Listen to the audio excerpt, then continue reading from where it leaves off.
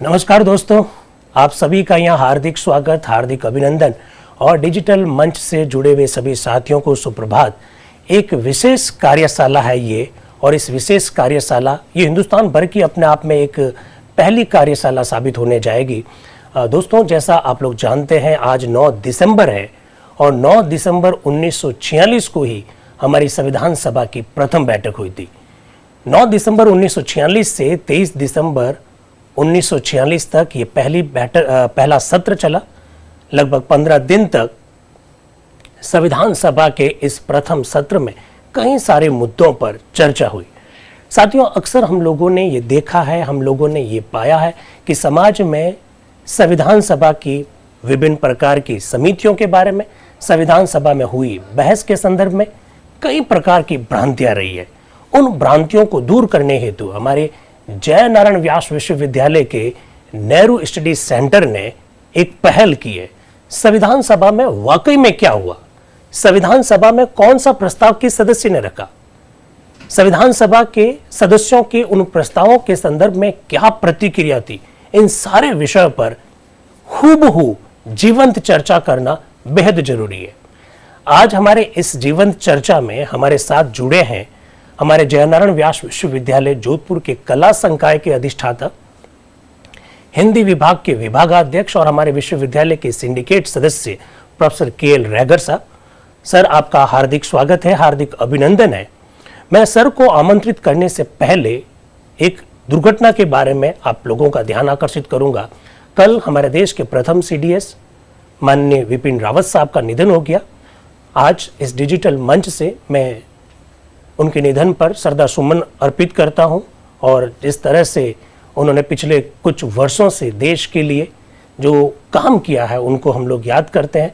एक बहुत दुखद घटना पर शोक व्यक्त करते हुए इस कार्यक्रम की हम लोग शुरुआत कर रहे हैं। बिना किसी औपचारिकता से हम लोग कार्यक्रम की शुरुआत कर रहे हैं। Professor KL. रैगर साहब मुझे लगता है कि जुड़ चुके हैं। मैं प्रोफेसर रैगर साहब, मैं टेक्निकल टीम से निवेदन करूंगा कि प्रोफेसर रैगर साहब को अनम्यूट करें। और प्रोफेसर रैगर साहब, जैसा मैंने कहा कि हमारे विश्वविद्यालय में कला संकाय के आप अधिष्ठाता हैं, हिंदी विभाग के विभागाध्यक्ष हैं।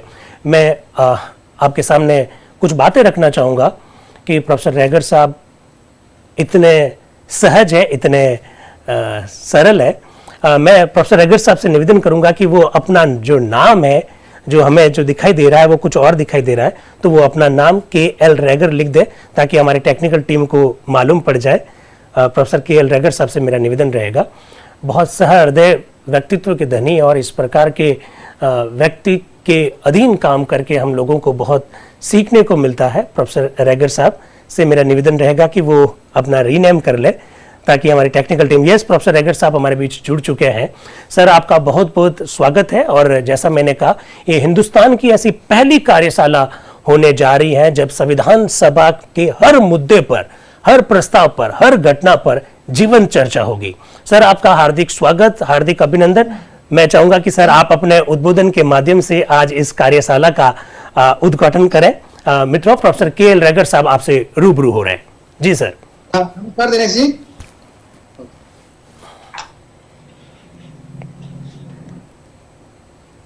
आज हमारे लिए सबसे पहले मैं उस दुखद घटना के बारे में आप लोगों का ध्यान आकर्षित करना चाहूंगा जिसका जिक्र दिनेश जी गहलोत साहब ने अभी भी किया कि हमारे भारत के प्रथम सीडीएस माननीय विपिन कुमार रावत जी की हेलीकॉप्टर दुर्घटना में कल रात आकस्मिक निधन हो गया।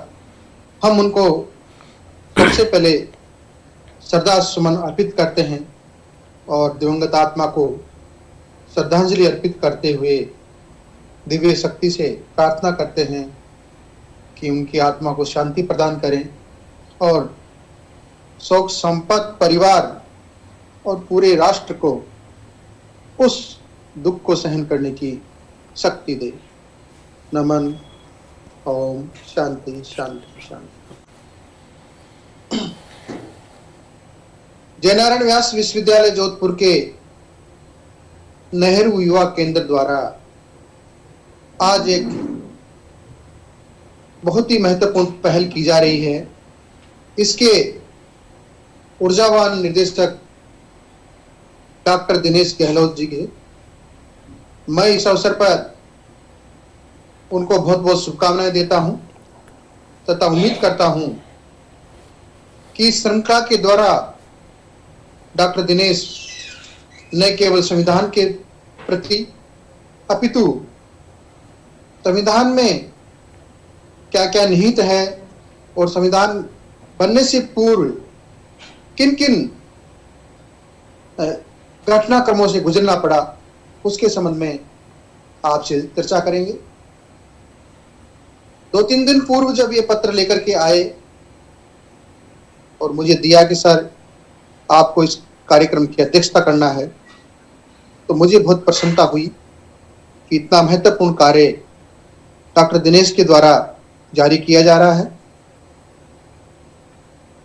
कोई भी कार्य जब हम किया जाता है तो उसके पीछे हमारा वृद्धस्त होता है और इस कार्यक्रम के पीछे भी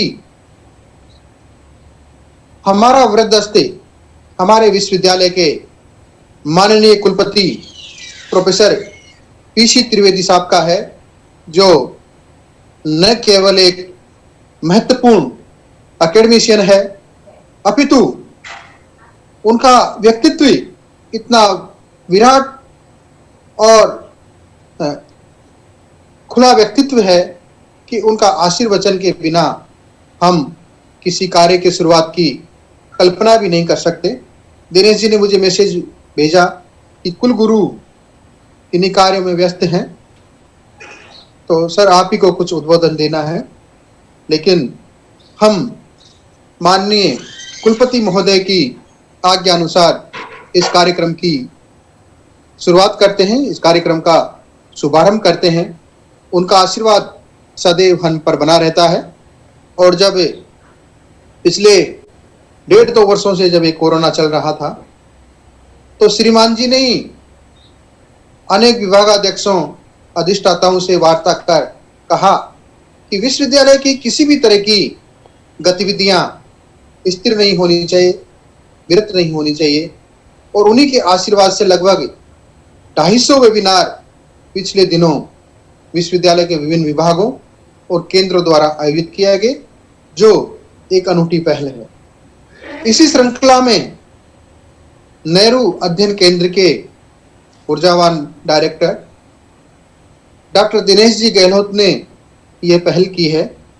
और वास्तव में ऐसे समय में संविधान के संबंध में चर्चा करना, जहां संविधान और उनके प्रावधानों को लेकर के गलत तरह की व्याख्या की जा रही है, तो ये चर्चा निश्चित रूप से प्रासंगिक रहेगी। 26 नवंबर को अभी मुझे संविधान दिवस के कार्यक्रम में बुलाया गया था।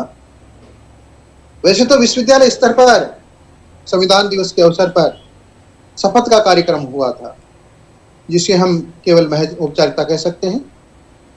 जब मैं किसी कार्यक्रम में था तो कई तरह के चर्चाएं और कई तरह के सवाल संविधान को लेकर के आया। जैसा कि दिनेश जी ने यह पहल शुरू की है, तो मैंने कुछ चीजें इंटरनेट से तलाशी, क्योंकि इन दिनों मेरी भी कुछ व्यस्तताएं हैं, तो भागते भागते मुझे कुछ कहने के लिए सामग्री जुटानी थी। तो मित्रों, इस वेबिनार में जब मैंने इसको चेक किया तो लगभग 70 से अधिक विद्वान इसके साथ में जुड़ गए थे। और हो सकता है कि अब यह आंकड़ा 100 के पार हो गया हो। संविधान सभा जब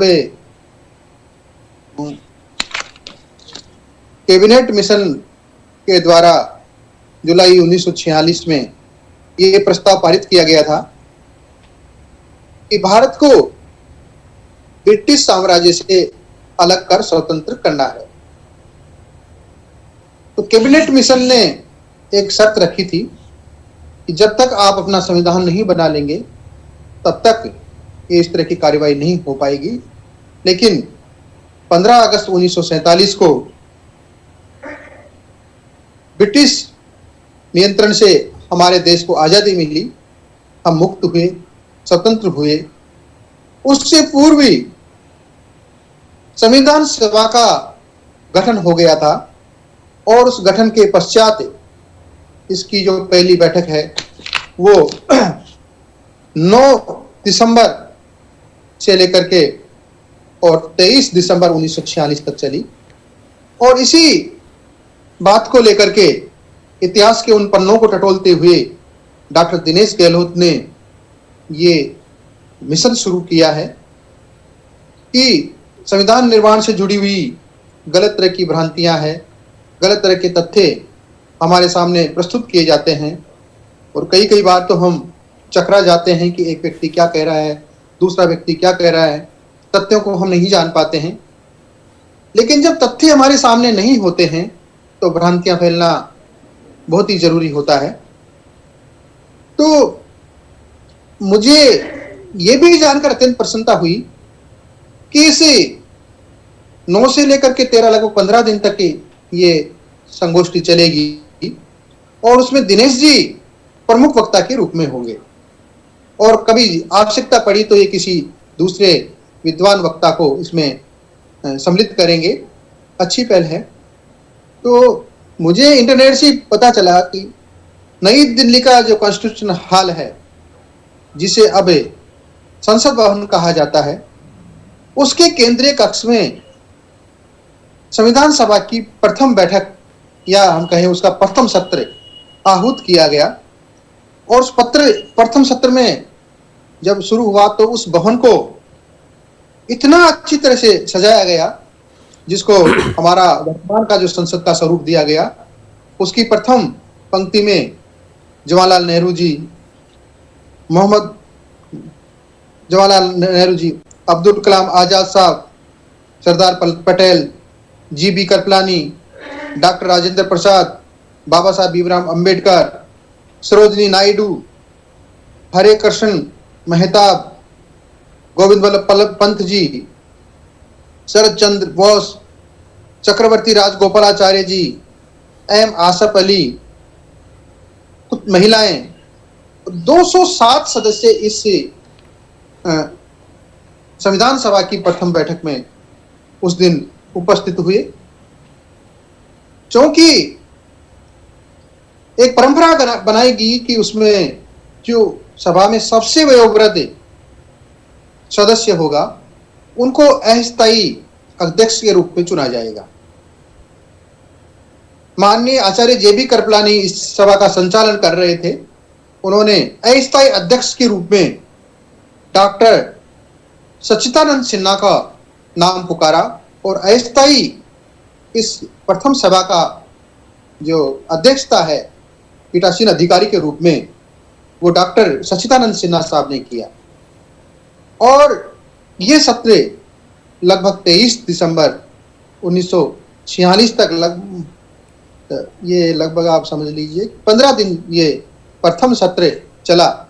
आप समझ सकते हैं, ये संविधान सभा का सत्र न समझ करके हम इसको संसद का प्रथम सत्र समझे तो ज्यादा ठीक होगा। क्योंकि जब 1952 तक चुनाव नहीं हुए तो संविधान सभा के इन्हीं सदस्यों को संसद सदस्य मान करके और अस्थायी रूप से हमारी कार्यकारिणी और हमारा संसद चली थी। और मैंने जब नोट्स लिए तो मुझे पता चला कि संविधान में जो 2 वर्ष 11 महीने और 18 दिन का समय लगा तो उसकी 11 महत्वपूर्ण बैठकें हुई। पहली बैठक 9 से 23 सितंबर 46, दूसरी बैठक 20 से 25 जनवरी 1947। उन तथ्यात्मक रूप से तो दिनेश जी बहुत व्यापक रूप से आपको बताएंगे। तीसरी बैठक 28 अप्रैल से 2 मई 1947। चौथी बैठक 14 जुलाई से लेकर 31 जुलाई 1947। पांचवी बैठक 14 अगस्त से 30 अगस्त 1947। छठी बैठक एक ही दिन चली 27 जनवरी को। सातवीं बैठक 4 नवंबर 1948 से 8 जनवरी 1949 तक। आठवीं बैठक 16 मई से 16 जून 1949 तक जो लंबी चली।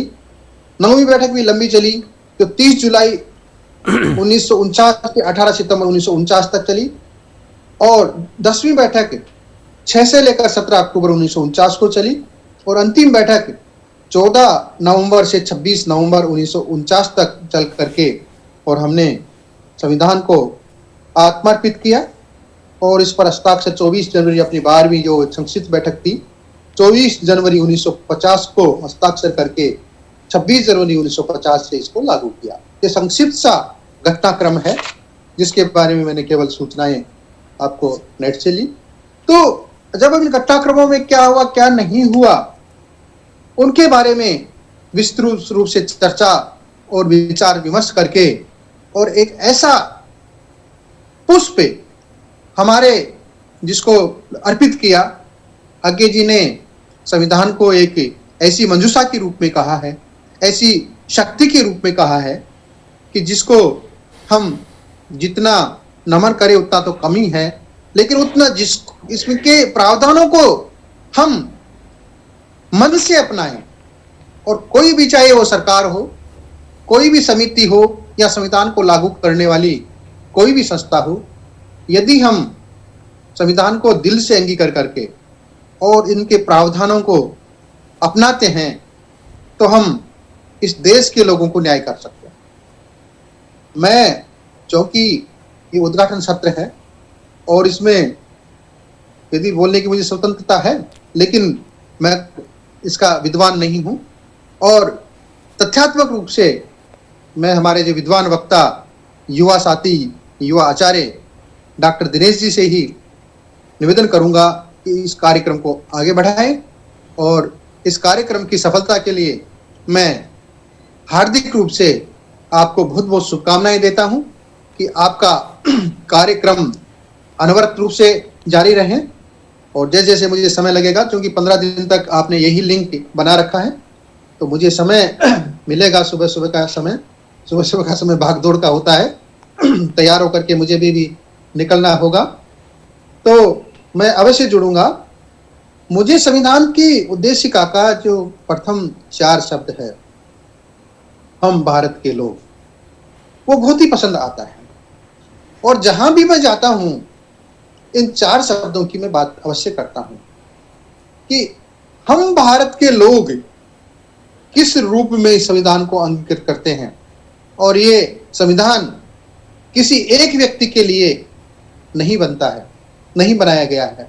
हम भारत के लोग टोटलिटी में, भारत का चाहे गरीब हो, अमीर हो, चाहे वो हिंदू हो, चाहे मुस्लिम हो और चाहे वो निम्न तबके का हो, जब हम भारत के लोग कह करके इस संविधान की उद्देशिका को जब प्रस्तावित किया गया तो एक रोमांचित होने वाला जो शब्द है हमारे सामने आता है। और हम भारत के लोग की यदि आप दार्शनिक, सामाजिक या साहित्यिक रूप से व्याख्या करते हैं तो मैं समझता हूं कि जो पूरी तरह की जो हमारे जो भ्रांतियां हैं या जो निर्मूल अवधारणा है वो टूटती हुई नजर आती है। और केवल हमारे पास में क्या रह जाता है? भारत रह जाता है, भारत राष्ट्र रह जाता है, भारतीय गणतंत्र रह जाता है। तो इस संविधान की आत्मा के अंतर्गत इतने महान शब्दों को, और एक एक शब्द जो है, जिस तरह से हम कोई डिजाइन बनाते हैं उसमें एक एक रत्न जड़ते हैं, हीरे जड़ते हैं, पन्ने जड़ते हैं। तो संविधान सभा ने जिस तरह से शब्दों को चुन चुन करके इसकी उद्देशिका में प्रस्तावित किया,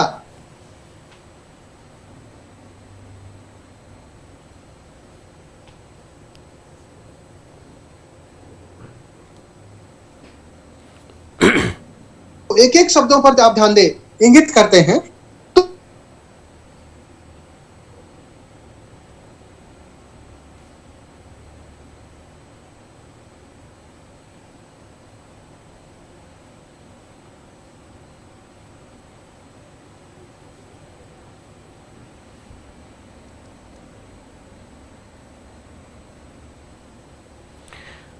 मुझे लग रहा है कि सर नेटवर्क से थोड़ा बाहर जा रहे हैं, नेटवर्क कमज़ोर है, सर की आवाज़ हम लोगों को ठीक ढंग से पहुंच नहीं पा रही है।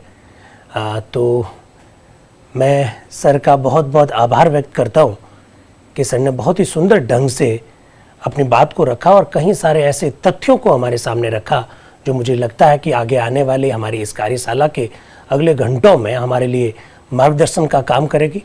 सर का बहुत बहुत आभार। जैसा मैंने कहा, हमारे विश्वविद्यालय में आप कला संकाय के अधिष्ठाता है और बहुत सरल और सहृदय के व्यक्ति है और हमेशा हमारा मार्गदर्शन करते हैं। सर, आज आपके उद्बोधन के माध्यम से इस हमारी कार्यशाला का जो उद्घाटन हुआ, मैं अपने सब डिजिटल मंच से जुड़े साथियों की ओर से आपका तहे दिल से आभार व्यक्त करता हूं और मैं पूरी अपेक्षा करता हूं, मुझे पूरा विश्वास भी है कि आगे आने वाले दिनों में आप हमारा इसी तरह से मार्गदर्शन करते रहेंगे। मैं सर का बहुत बहुत आभार व्यक्त करके अब कार्यशाला को आगे बढ़ाता हूं। साथियों, मेरे हाथ में ये एक पुस्तक है।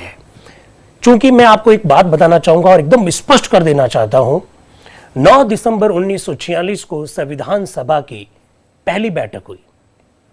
किसने क्या बोला?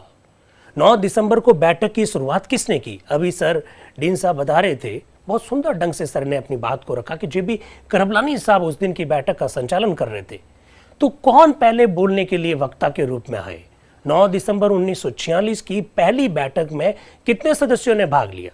उसमें कितनी महिलाएं थी? डॉक्टर सच्चिदानंद सिन्हा संविधान सभा के अस्थायी अध्यक्ष थे। क्यों अस्थायी अध्यक्ष थे? इन सारे मुद्दों पर हम लोग विचार करना चाहते हैं साथियों।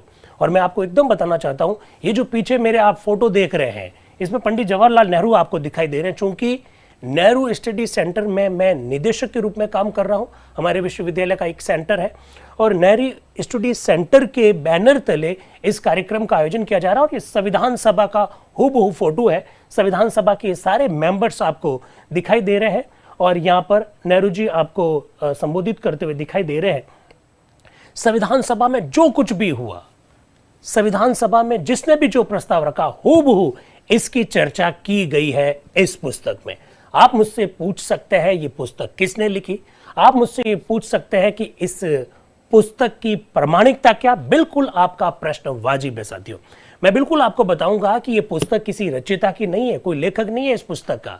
ये पुस्तक किसी निजी व्यक्ति की नहीं है। ये पुस्तक है भारत सरकार द्वारा प्रकाशित, भारत सरकार के द्वारा प्रकाशित की गई पुस्तक है। अर्थात इसकी प्रामाणिकता पर किसी भी प्रकार का किसी को कोई संदेह नहीं होना चाहिए।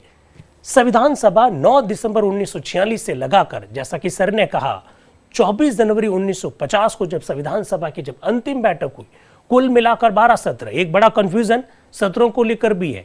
11 सत्र हुए, 12 सत्र हुए, इसको लेकर भी कंफ्यूजन है। मुझे पूरा विश्वास है कि आने वाले दिनों में कार्यशाला के अंतर्गत हम इन सारे कंफ्यूजन्स को, इन सारी भ्रांतियों को दूर करेंगे। तो आप इसकी प्रामाणिकता पर किसी भी प्रकार का संदेह ना करें। ये ना मैं बोल रहा हूं, ना कोई और व्यक्ति बोल रहा है, ये भारत बोल रहा है, भारत सरकार बोल रही है। तो किसने इसका प्रकाशन किया, इसके बारे में मैं आपको जानकारी देना चाहूंगा और मैं एकदम बिल्कुल क्लियर करना चाहता हूं साथियों, बहुत नजदीक से जाकर जीवंत चर्चा, जैसा हुआ वैसा चर्चा हम लोग करना चाहते हैं और बहुत सारी बातें आपको ऐसी जानने को मिलेगी जो आज तक आपने सुनी भी नहीं होगी। बिल्कुल संविधान सभा की पहली बैठक में एक मेरे मित्र प्रश्न पूछ रहे हैं, क्योंकि यूट्यूब के भी मेरे सामने चल रहे हैं तो मैसेज आ रहे हैं। हालांकि ये मैं बता देता हूं, जो जूम पर मीटिंग अटेंड करेगा सर्टिफिकेट उसी को मिलेगा, ये एकदम क्लियर होना चाहिए। तो यूट्यूब पर एक मेरे मित्र ने प्रश्न पूछा, सर संविधान सभा में भाग कितने लोगों ने लिया? अरे भाग आप छोड़िए, आंकड़े छोड़िए, हम आपको उनके नाम तक बताएंगे कि कौन किस एरिया से था, मद्रास से कितने लोग थे, कौन लोग थे, बॉम्बे से कौन लोग थे, बंबई से कौन था, बिहार से कौन था। डॉक्टर अंबेडकर साहब के बारे में अक्सर ये कहा जाता है कि वो बंगाल के थे कि बिहार के थे या बंबई से संविधान सभा में सदस्य थे।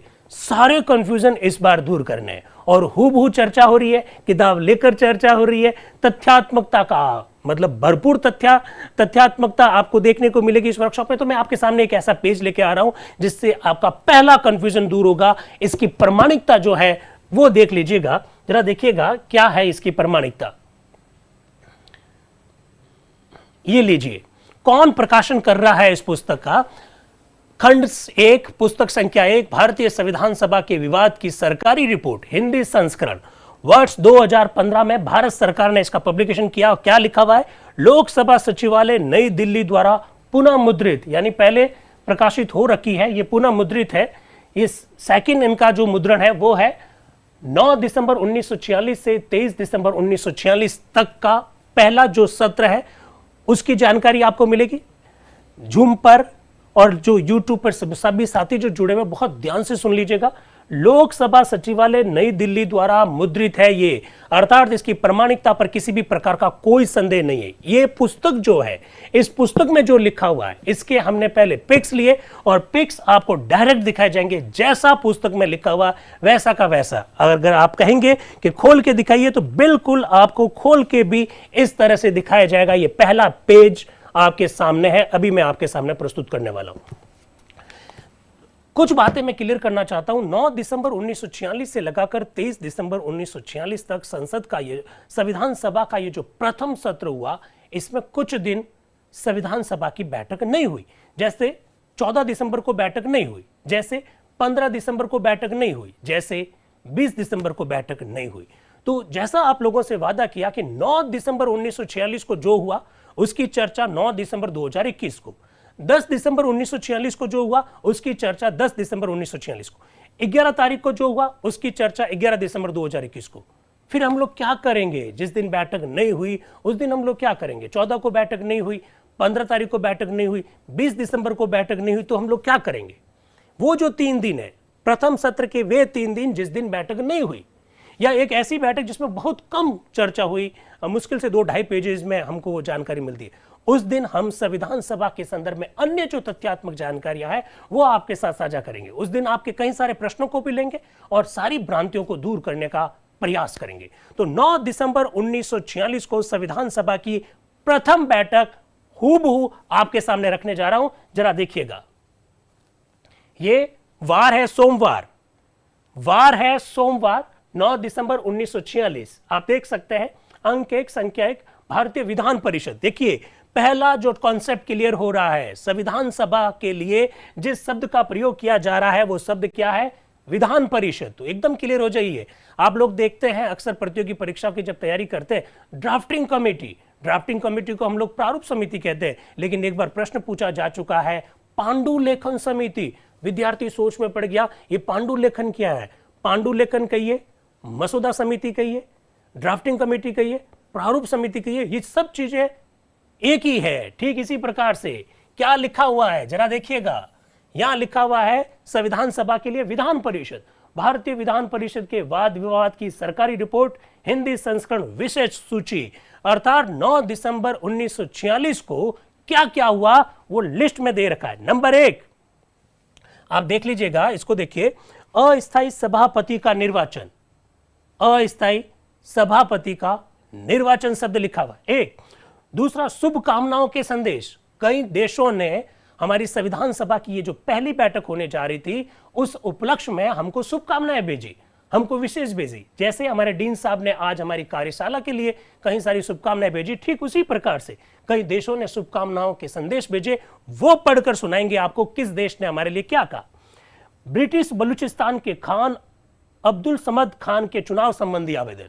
आप दोस्तों जानते हैं संविधान सभा का जब गठन हम लोग पढ़ते हैं, जिस दिन संविधान सभा का अवकाश रहा प्रथम सत्र में, उस दिन आपको बताएंगे कि कहां से कितने मेंबर लिए गए। उसमें हम कुर्ग के बारे में पढ़ते हैं, हम दिल्ली के बारे में पढ़ते हैं, हम उसमें अजमेर मेरवाड़ा के बारे में पढ़ते हैं, हम उसमें बलूचिस्तान के बारे में पढ़ते हैं। ये जो बलूचिस्तान है, उस बलूचिस्तान से कौन आया संविधान सभा का मेंबर और उसको लेकर क्या विवाद हुआ, उस पर भी चर्चा 9 दिसंबर 1946 को होगी। बिल्कुल आपको एक एक आंकड़ा आपके सामने रखा जाएगा। फिर आइए, सभापति का उद्घाटन भाषण, बहुत शानदार उद्बोधन रहा डॉक्टर सच्चिदानंद सिन्हा का। पूरा उद्बोधन आपके सामने रखा जाएगा, क्योंकि कभी वो दिन भी हुआ करते थे जब हम 1 घंटा पूरी संविधान सभा पे चर्चा करते थे। फिर कभी वो दिन भी आया जब हमने 1 घंटा संविधान सभा के प्रथम सत्र पर चर्चा की। आज वो दिन भी आया जब हम केवल पहली बैठक पर 1 घंटा चर्चा करेंगे। 9 दिसंबर पर 1 घंटा चर्चा करेंगे। सभापति का उद्घाटन भाषण। अब देखिए, उपसभापति का मनोनीतकरण। संविधान सभा में कितने उपाध्यक्ष थे? कोई कहता 1 था, कोई कहता 2 था, कोई कहते 4 थे। क्या कोई उपसभापति भी था?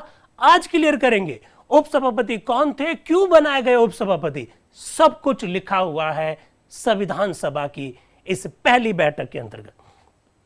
श्री कृष्णदेव रैकूट का स्वर्गवास। ये कृष्णदेव रैकूट कौन है? इनका स्वर्गवास का 9 दिसंबर 1946 की संविधान सभा की पहली बैठक के साथ क्या संबंध है, उस पर चर्चा करेंगे। ये सब पॉइंट मैंने नहीं लिखे हैं, ये जो पुस्तक है इस पुस्तक में सारे लिखे हुए हैं, उसी का पेज मैंने आपके सामने शेयर किया है।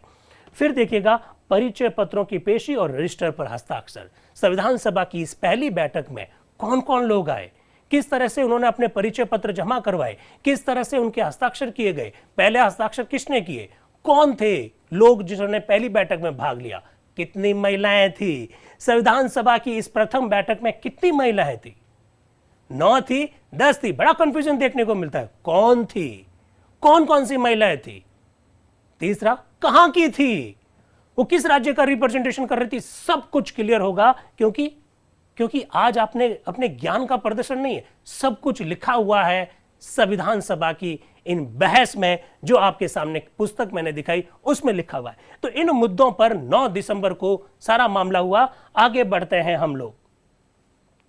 ये लीजिए, संविधान सभा का जीवंत प्रदर्शन आपके सामने होने जा रहा है।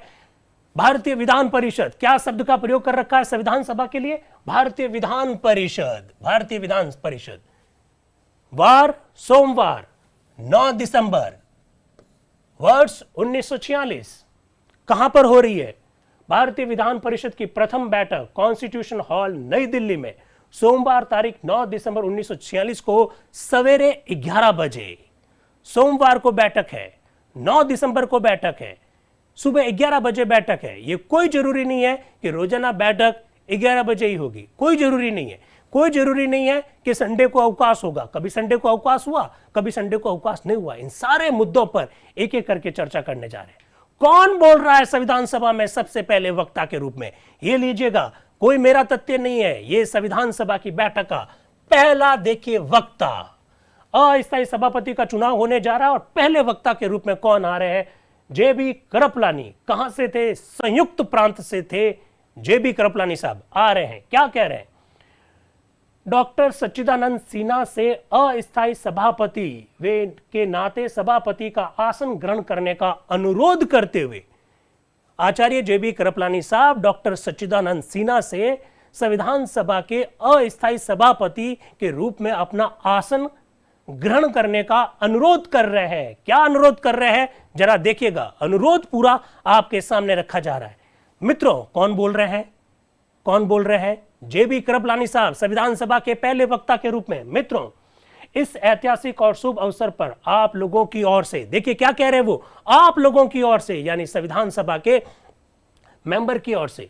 मित्रों, इस ऐतिहासिक और शुभ अवसर पर आप लोगों की ओर से मैं डॉक्टर सच्चिदानंद सिन्हा को आमंत्रित करता हूं कि वह अस्थायी सभापति, देखिए वो अस्थायी सभापति का आसन ग्रहण करें। कौन निवेदन कर रहे हैं? जेबी कृपलानी साहब। क्यों निवेदन कर रहे हैं? जवाब, कौन है डॉक्टर सच्चिदानंद सिन्हा? इसका जवाब हमको गूगल करने की आवश्यकता नहीं है, हमको किताबों में ढूंढने की आवश्यकता नहीं है, खुद जेबी कृपलानी साहब उनका परिचय दे रहे। जरा देखिएगा, अस्थायी सभापति का आसन ग्रहण करें। डॉक्टर साहब का परिचय देने की आवश्यकता नहीं है, उन्हें आप लोग जानते हैं, ऐसा वो कह रहे हैं। वह हम लोगों में न केवल वयोवृद्ध है, बिल्कुल क्लियर हो रहा है, वो हम सब लोगों में वयोवृद्ध है। और आप लोग अच्छी तरह से जानते हैं कि डॉक्टर सच्चिदानंद सिन्हा ने संविधान सभा की प्रथम बैठक की अध्यक्षता इसी वजह से की क्योंकि वो संविधान सभा के सबसे वयोवृद्ध सदस्य हैं। ऐसा जेबी कृपलानी साहब ना केवल कह रहे हैं बल्कि आगे आने वाले समय में 8 से 10 मिनट बाद में आप खुद जानेंगे कि ऐसा डॉक्टर सच्चिदानंद सिन्हा खुद भी कहेंगे। वह ना केवल वयोवृद्ध है वरन भारत के सबसे पुराने पार्लियामेंट्रियन है। आप सन 1910 से 1920 तक इंपीरियल लेजिस्लेटिव काउंसिल के सदस्य रह चुके हैं और इसके अलावा सन 1921 में आप सेंट्रल लेजिस्लेटिव असेंबली में न सिर्फ सदस्य बल्कि उसके उपसभापति भी थे। उसके बाद आप बिहार और उड़ीसा गवर्नमेंट में एग्जीक्यूटिव काउंसिल और अर्थ सदस्य रहे हैं, फिनांस मेंबर रहे हैं। आगे जेबी कृपलानी साहब खुद कह रहे हैं कि डॉक्टर सच्चिदानंद सिन्हा जो फिनांस मेंबर बने वो पहले व्यक्ति है, जहां तक मुझे याद है प्रथम भारतीय जो किसी प्रांतीय सरकार में अर्थ सदस्य बने। दोस्तों, अब आजकल सवाल इस प्रकार के आएंगे, डॉक्टर सच्चिदानंद सिन्हा के संदर्भ में क्या सत्य है क्या असत्य है, ऐसे प्रश्न पूछे जा सकते हैं। फिर क्या लिखा? वह डॉक्टर सिन्हा ही थे। आप जानते हैं कि शिक्षा के साथ साथ आपका खास संबंध है। आप 8 वर्षों तक पटना विश्वविद्यालय के कुलपति रहे हैं, वाइस चांसलर रहे हैं। ये सब परिचय मैं नहीं दे रहा हूं, ये परिचय कोई लेखक नहीं दे रहा है, ये सब परिचय जेबी कृपलानी साहब संविधान सभा में दे रहे हैं। इन सब बातों के अलावा आप लोग ये भी जानते हैं कि डॉक्टर सिन्हा सबसे पुराने कांग्रेसी हैं। सन 1920 तक आप बराबर कांग्रेस के सदस्य थे और एक समय आप इसके मंत्री भी रह चुके हैं। इसका मतलब डॉक्टर सच्चिदानंद सिन्हा जब संविधान सभा की पहली बैठकों की अध्यक्षता करेंगे उस समय वो कांग्रेसी नहीं है, उन्होंने दूसरा रास्ता अपना लिया। इसकी और साफ संकेत कर रहे हैं। क्या लिख रहे हैं? इन सब बातों के अलावा आप लोग ये भी जानते हैं कि डॉक्टर सिन्हा सबसे पुराने कांग्रेसी हैं। सन 1920 तक आप बराबर कांग्रेस के सदस्य थे। देखिए, ये जो कार्यशाला हम लोग आयोजित कर रहे हैं इसमें बहुत सारा कंफ्यूजन को दूर करना चाहते हैं। कुछ लोगों ने कहा था हमारी संविधान सभा के बारे में कि ये तो एक राजनीतिक दल का संगठन है। एक राजनीतिक दल का संगठन है या नहीं, उसका जवाब तो हम लोग बाद में देंगे, लेकिन अपने को मालूम होना चाहिए, अपने पास तथ्य होने चाहिए कि ऐसे कौन कौन लोग थे जिनका संबंध मूलतः कांग्रेस से था, ऐसे कौन कौन से लोग थे जिनका संबंध कांग्रेस से नहीं था। इशारा साफ साफ है, 1920 तक आप बराबर कांग्रेस के सदस्य थे। फिर देखिए, सन 1920 के बाद जब हम आजादी हासिल करने के लिए एक नई राह पर चले तो आप हमसे अलग हो गए। फिर भी आपने हमें कभी भी बिल्कुल छोड़ नहीं दिया। हमेशा से ही आप हम लोगों की मदद करते आ रहे हैं। आप कभी किसी दूसरे संगठन में शामिल नहीं हुए और आपकी सहानुभूति सदा हमारे साथ रही। ऐसा व्यक्ति इस विधान परिषद का अस्थायी सभापति होने का सर्वथा अधिकारी है। उनका कार्य है इस परिषद की कार्रवाई का उद्घाटन करना। देखिए, स्पष्ट संकेत दे रहे हैं जेबी कृपलानी साहब कि आपका कार्य सर क्या है कि इसका उद्घाटन करना है। आप संविधान सभा का उद्घाटन करने के लिए आ रहे हैं, बिल्कुल इशारा है। उनका कार्य है इस परिषद की कार्रवाई का उद्घाटन करना। यह काम अल्पकालीन है, देख लीजिएगा, साफ साफ लिखा हुआ है, यह काम अल्पकालीन है पर है बड़े महत्व का। ये वो कह रहे हैं खुद। हम लोग हर एक काम परमात्मा के मंगलमय आशीर्वाद से प्रारंभ करते हैं। अतः हम आदरणीय डॉक्टर सिन्हा से अनुरोध करेंगे कि वे इस आशीर्वाद का आह्वान करें ताकि हमारा काम सुचारू रूप से चले। और अब मैं पुनः आपकी ओर से डॉक्टर सिन्हा से सभापति के आसन ग्रहण करने का अनुरोध करता हूं। दोस्तों, मुझे पूरा विश्वास है, हालांकि वक्त बहुत लगेगा, लेकिन भारत के संविधान के संदर्भ में, संविधान सभा के गठन के संदर्भ में, विभिन्न सदस्यों के विचारों के संदर्भ में आपके जितने भी जो भ्रांतियां हैं इससे दूर हो जाएगी, क्योंकि ये प्राइमरी रिसोर्सेज है। ये हमारा जो स्रोत है वो प्राथमिक स्रोत है, किसी और पर डिपेंड रहने की जरूरत नहीं है। आगे देखिएगा, इसके बाद आचार्य कृपलानी ने डॉक्टर सच्चिदानंद सिन्हा को सभापति के आसन तक आदर के साथ पहुंचाया और हर्ष ध्वनि के बीच आप उस पर विराजमान हुए। हर्ष ध्वनि हुई और उसके बाद में डॉक्टर सच्चिदानंद सिन्हा सभापति के आसन पर विराजमान हुए। अब देखिएगा वो क्या कह रहे हैं। डॉक्टर सच्चिदानंद सिन्हा, माननीय सदस्य, आज मैं आपको शुभकामना के 3 संवाद सुनाता हूं। वो कह रहे हैं कि हमारी संविधान सभा को जो 3 मैसेज मिले हैं वो मैं 3 मैसेज आपको सुनाता हूं कि किन किन देशों से हमें मैसेज मिले, जो मुझे अमेरिका और चीन के जिम्मेदार राज्य के पदाधिकारियों और ऑस्ट्रेलिया की सरकार से प्राप्त हुए। अर्थात यूएसए से आया था, अर्थात चीन से आया था और एक ऑस्ट्रेलिया से आया था। ऐसा सच्चिदानंद सिन्हा पहले दिन की बैठक में कह रहे हैं। क्या मैसेज है? हूबहू मैसेज आपके सामने। प्रिय डॉक्टर सिन्हा, निम्नलिखित तार मुझे अमेरिका के स्थानापन्न सेक्रेटरी ऑफ स्टेट से मिला है। इसे आपके पास भेजने में मुझे बड़ी खुशी है। तार को वो पढ़कर सुना रहे हैं। डॉक्टर सच्चिदानंद सिन्हा, अस्थायी सभापति विधान परिषद। मैं बार बार विधान परिषद शब्द का प्रयोग कर रहा हूं संविधान सभा के लिए, क्योंकि उस समय विधान परिषद कहा जाता था। आगे सुनिए क्या कह रहे हैं। अमेरिका की ओर से हमें जो लेटर भेजा गया उस दिन क्या कह रहे हैं। 9 दिसंबर के आगमन पर, 9 दिसंबर यानी 9 दिसंबर के आगमन पर मैं विधान परिषद के अस्थायी सभापति होने के नाते आपको और आपके द्वारा भारतीय जनता को इस महान अर्थ की सफलता के लिए जो आप प्रारंभ करने जा रहे हैं, अमेरिकन सरकार एवं अमेरिका की जनता को शुभकामनाएं समर्पित करता हूं। मानव जाति के स्थायित्व, शांति और सांस्कृतिक समुन्नति के लिए भारत को बहुत कुछ देना है। आपके काम को संसार के स्वतंत्रता प्रेमी जनता गंभीर उत्साह और आशा से देखेगी। इसके बाद में हंसी हुई तो लिखा, सब लोगों ने बड़ी खुशी व्यक्त की, तो यहां पर लिख दिया हर्ष ध्वनि। यह है अमेरिका का मैसेज जो हमको मिला 9 दिसंबर 1946 को। 3 देशों के नाम मैंने आपके सामने रख दिए। आगे जरा बढ़िएगा। दूसरा संवाद आया चीनी रिपब्लिक से, चीनी प्रजातंत्र से। वो क्या कह रहे हैं। विधान परिषद के प्रारंभिक सभापति डॉक्टर सच्चिदानंद सिन्हा को विधान परिषद के उद्घाटन समारोह के शुभ अवसर पर मैं आपको चीन की राष्ट्रीय सरकार की ओर से ससम्मान अपनी हार्दिक बधाई देता हूं। मेरी हार्दिक कामना है कि आपकी ये विधान परिषद सुसंपन्न और प्रजातंत्रीय भारत की ठोस नींव डालने में सफल रहे, ऐसा चीन कह रहा है। उसके बाद में तीसरा संवाद ऑस्ट्रेलियन सरकार से है। क्या है? ऑस्ट्रेलिया ने बड़ी दिलचस्पी और हमदर्दी से उस घटनाक्रम को देखा है जिससे आज भारतीय जनता को विश्व की राष्ट्रसभा में उसका उचित स्थान मिला है। पता है ये किसकी ओर संकेत करना चाहते हैं? इनके भाषण से आपको, इनके मैसेज से कुछ समझे? ऑस्ट्रेलिया ने बड़ी दिलचस्पी और हमदर्दी से उस घटनाक्रम को देखा है जिससे आज भारतीय जनता को विश्व की राष्ट्रसभा में उसका उचित स्थान मिला। संयुक्त राष्ट्र सभा की बात कर रहे हैं। संयुक्त राष्ट्र संघ में भारत को प्रतिनिधित्व मिल चुका है। 24 अक्टूबर 1945 को संयुक्त राष्ट्र की स्थापना हो गई है। हम बात कर रहे हैं 9 दिसंबर 1946 की। फिर क्या लिखा है? अतः ऑस्ट्रेलियन सरकार विधान परिषद के उद्घाटन के शुभ अवसर पर इसे भारत के नवीन युग का प्रतीक समझकर इसकी सफलता के लिए विधान परिषद के सदस्यों को अपनी हार्दिक शुभकामनाएं भेजती है। फिर खुशी आ जाती है संविधान सभा में। मुझे विश्वास है ये सभा मुझे अधिकार और अनुमति देगी कि मैं इसकी तरफ से इन सरकारों को जिन्होंने हमें ऐसी प्रसन्नता और प्रेरणापूर्वक संवाद भेजे उनका धन्यवाद भेजूं। डॉक्टर सच्चिदानंद सिन्हा कह रहे हैं कि इन तीनों देशों से हमें जो मैसेज मिला है, मैं सभा से रिक्वेस्ट करूंगा कि मुझे परमिशन दे कि मैं इनका आभार व्यक्त करूं। फिर वो उनको परमिशन मिल जाती है। फिर देखिए क्या हो रहा है। कुर्ग, दिल्ली, अजमेर, मेरवाड़ा और बलूचिस्तान 4 ऐसे प्रांत थे जहां से संविधान सभा में सदस्य किस तरह से लिए गए आप अच्छी तरह से जानते हैं। बात करेंगे 292 प्लस 4 की बात करेंगे जब 93 सदस्य देशी रियासतों से जो लिए गए उस पर भी बात करेंगे। लेकिन ये जो बलूचिस्तान है, उस बलूचिस्तान से संविधान सभा में कौन मेंबर आ रहा है, उस मेंबर का नाम है और इस मेंबर का नाम को लेकर विवाद क्या है, उस विवाद पर बात करना चाहते हैं। ये चर्चा है, इस चर्चा का उद्देश्य ब्रिटिश बलूचिस्तान के खान अब्दुल समद खान का चुनाव संबंधी आवेदन, उनके चुनाव को लेकर विवाद खड़ा हो गया। क्या विवाद है जरा देखिएगा। सभापति यानी डॉक्टर सच्चिदानंद सिन्हा। दूसरी चीज जो मुझे इस सभा की निगाह में लानी है वह यह है कि मुझे ब्रिटिश बलूचिस्तान के खान अब्दुल समद खान से एक अर्जी मिली है जिसमें उन्होंने ब्रिटिश बलूचिस्तान की तरफ से नवाब मोहम्मद खान जोगजाई के विधान परिषद के प्रतिनिधि होने पर वैधानिक आपत्ति दर्ज की गई है।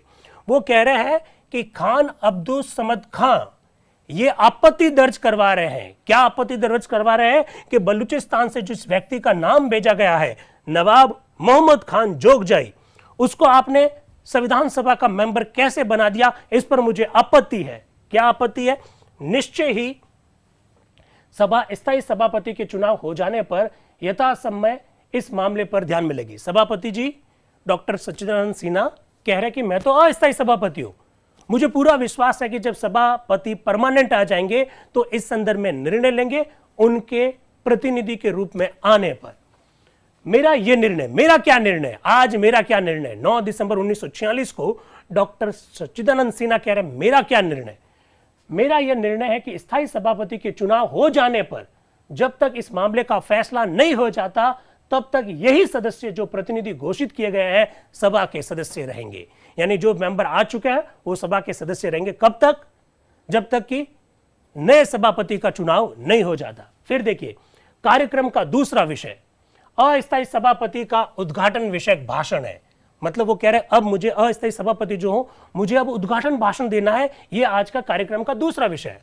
आगे देखिएगा बिल्कुल कॉन्सेप्ट क्लियर होगा। आज इतना जबरदस्त कॉन्सेप्ट क्लियर होने वाला है जो कभी भी नहीं हो पाएगा। और वो क्या है? सच्चिदानंद सिन्हा खुद कह रहे हैं, क्या कह रहे हैं कि मैं उद्घाटन भाषण देने जा रहा हूं और सभा मुझे अनुमति देगी इस बात की कि अगर मैं थक जाऊं, सुनिएगा, अगर मैं थक जाऊं तो मेरा लिखा हुआ जो भाषण है, मेरा जो टाइप किया हुआ भाषण है वो संविधान सभा के संवैधानिक सलाहकार सर BN राव पढ़ेंगे। डॉक्टर सच्चिदानंद सिन्हा बिल्कुल वयोवृद्ध थे और वयोवृद्ध होने की वजह से ही वो संविधान सभा के अस्थायी अध्यक्ष बने। वो साहब कह रहे हैं कि डॉक्टर ने मुझे मना कर रखा है, मैं ज्यादा बोल नहीं सकता, इसलिए आज जो मुझे उद्घाटन भाषण देना है अगर मैं थक जाता हूं तो मैं सर BN राव को कहूंगा कि मेरा जो लिखा हुआ भाषण वो पढ़ ले। जरा देख लीजिएगा। मैं यथाशक्ति कोशिश करूंगा कि सारा भाषण पढ़कर सुना दूं, पर यदि इसमें मुझे थकावट मालूम हुई तो आप कृपया मुझे अनुमति दें कि भाषण की टाइप की हुई प्रति सर BN राव को दे दूं, जिन्होंने बड़ी कृपा करके मेरी तरफ से इसे पढ़ लेने का भार स्वीकार किया, परंतु मुझे आशा है कि मैं ऐसा अवसर नहीं दूंगा। वो कह रहे हैं हालांकि मुझे थकावट होती है, लेकिन मुझे पूरा विश्वास है कि मैं शायद पढ़ लूंगा। अगर नहीं पढ़ पाता हूं तो सर BN राव मेरी तरफ से भाषण पढ़ेंगे। पता है मैं सब चीजें आपसे ये क्यों शेयर कर रहा हूं? इससे मालूम पड़ेगा कि संविधान सभा में एक उपसभापति भी बनाया गया। आज ही बनाएंगे, अभी बनाएंगे। क्यों बनाएंगे उस पर चर्चा कर रहे हैं और एकदम कॉन्सेप्ट क्लियर हो रहा है कि ऐसा करने के पीछे क्या कारण रहे। आगे बढ़ते हैं। सभापति का उद्घाटन भाषण। अब डॉक्टर सच्चिदानंद सिन्हा अपना उद्घाटन भाषण देने जा रहे हैं। बड़ा जबरदस्त भाषण है उनका। कहीं सारी पुस्तकों का वो उल्लेख करेंगे और एक बहुत गजब की चीज बताने जा रहा हूं। हमारी संविधान सभा की तुलना करेंगे अलग अलग देशों की संविधान सभा के साथ। वो इंग्लैंड के साथ तुलना करेंगे, वो अमेरिका के साथ तुलना करेंगे, वो स्विट्जरलैंड के साथ तुलना करेंगे, वो फ्रांस के साथ तुलना करेंगे और तुलना करते करते वो बताएंगे कि किस संविधान में क्या कमी है, इसलिए हमारी तुलना किसके साथ ठीक रहेगी। ऐसा वो अपने भाषण में बताते हैं डॉक्टर सच्चिदानंद सिन्हा। सब कुछ क्लियर हो जाएगा। जो लोग कहते हैं कि भारत के संविधान तो कट एंड पेस्ट है, जवाब धीरे धीरे मिलेगा। इसके लिए आपको संविधान सभा की संपूर्ण बहस देखनी पड़ेगी। आज हम पहले सत्र का पहले दिन की बैठक आपके सामने ला रहे हैं। जरा उनका भाषण सुनिएगा।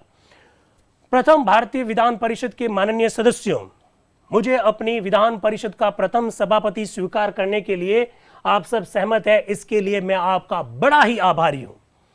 इसमें इस सभा के प्रारंभिक कार्यक्रम को, जैसे स्थायी सभापति का चुनाव, वो कह रहे हैं मेरा क्या क्या काम है, जैसे स्थायी सभापति का चुनाव, कार्य संचालन के लिए नियम निर्माण, विभिन्न समितियों की स्थापना, परिषद की कार्रवाई जो स्वतंत्र भारत के लिए एक उपयुक्त और स्थायी विधान बनाकर आपके प्रयास को सफल करेगी, गुप्त रखने या प्रकाशन देने आदि का कार्य मैं संपादित करूंगा। वो कह रहा है कि मेरा काम क्या है। पहले दिन आपने मुझे अस्थायी सभापति बनाया, तो मेरा काम है स्थायी सभापति का चुनाव करना। मेरा काम है संविधान सभा किस तरह से काम करेगी उसके लिए विभिन्न प्रकार की समितियों का गठन करवाना। मेरा काम है संविधान सभा के लिए नियम समिति बनाना, और संविधान सभा के कार्य गोपनीय रहेंगे या इसका प्रकाशन रहेगा, इन सब के बारे में निर्णय लेना, ये मेरा काम है। उन्होंने अपना जुरिस्डिक्शन, उन्होंने अपना क्षेत्राधिकार बिल्कुल अपने भाषण की पहली पंक्तियों में ही स्पष्ट कर दिया। आपकी महती कृपा के प्रति प्रशंसात्मक भावना व्यक्त करते हुए मैं अपनी एक और अनुभूति को छिपा नहीं सकता। वह है, ऐसा अनुभव करता हूं अवश्य ही लघुता की महत्ता से तुलना होगी कि वर्तमान अवसर में मैं अपने को उसी स्थिति में पाता हूं जिसमें लॉर्ड पामस्टन। ये कह रहे हैं डॉक्टर सच्चिदानंद सिन्हा कि आपने मुझे आज पहले दिन की पहली बैठक की अध्यक्षता करने का जो भार सौंपा है, वो अपनी तुलना कर रहे हैं महारानी विक्टोरिया के द्वारा लॉर्ड पामस्टन को जब सूरता की उच्चतम उपाधि जब दी थी, तो लॉर्ड पामस्टन जैसा महसूस कर रहा थे, वैसा का वैसा मैं भी महसूस कर रहा हूं। वो अपनी तुलना लॉर्ड पामस्टन के साथ कर रहे हैं।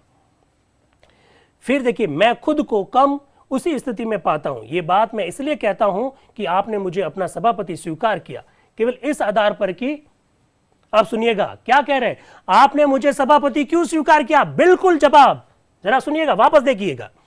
मैं खुद को उसी स्थिति में पाता हूं। यह बात मैं इसलिए कह रहा हूं कि आपने मुझे अपना सभापति स्वीकार किया केवल इस आधार पर कि मैं इस सभा का सबसे वयोवृद्ध सदस्य हूं। बिल्कुल कॉन्सेप्ट क्लियर होना चाहिए कि डॉक्टर सच्चिदानंद सिन्हा संविधान सभा के पहले जो अध्यक्ष बने, जो कि अस्थायी अध्यक्ष बने, वो क्यों बने? वो कह रहे हैं कि मुझे मालूम है मैं इस सभा का सबसे वयोवृद्ध सदस्य हूं, इसी वजह से आपने मुझे आज की बैठक करने की अध्यक्षता करने की जिम्मेदारी दी। बिल्कुल क्लियर है। फिर कह रहा है, चाहे जिन कारणों से भी आपने मुझे सभापति चुना हो, मैं इसके लिए आपका हृदय से आभारी हूं। सार्वजनिक सेवाओं के लिए मुझे इस दीर्घ जीवन में अनेक सम्मान मिले, सार्वजनिक सेवाएं करते हुए मुझे अनेक सम्मान मिले, लेकिन आज जितना सम्मान मुझे जीवन में कभी भी नहीं मिला, ऐसा डॉक्टर सच्चिदानंद सिन्हा कह रहा है। जब हम कभी संविधान सभा के सदस्यों के लिए जब देवदूत थे, देवता पुरुष थे, देवतुल्य थे जैसे शब्दों का प्रयोग कर रहे हैं, तो आप जरा देखिएगा डॉक्टर सच्चिदानंद सिन्हा क्या कह रहे हैं। वो कह रहे हैं कि मेरी जिंदगी में मुझे जितने भी उपाधियां मिली, सम्मान मिला, उसमें सबसे बड़ा सम्मान आज जो आपने मुझे दिया वो है।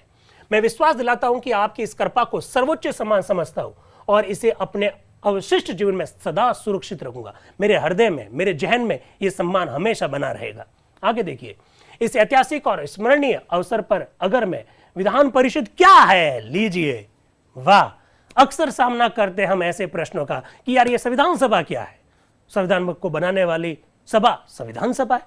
क्या कह रहे हैं डॉक्टर सच्चिदानंद सिन्हा?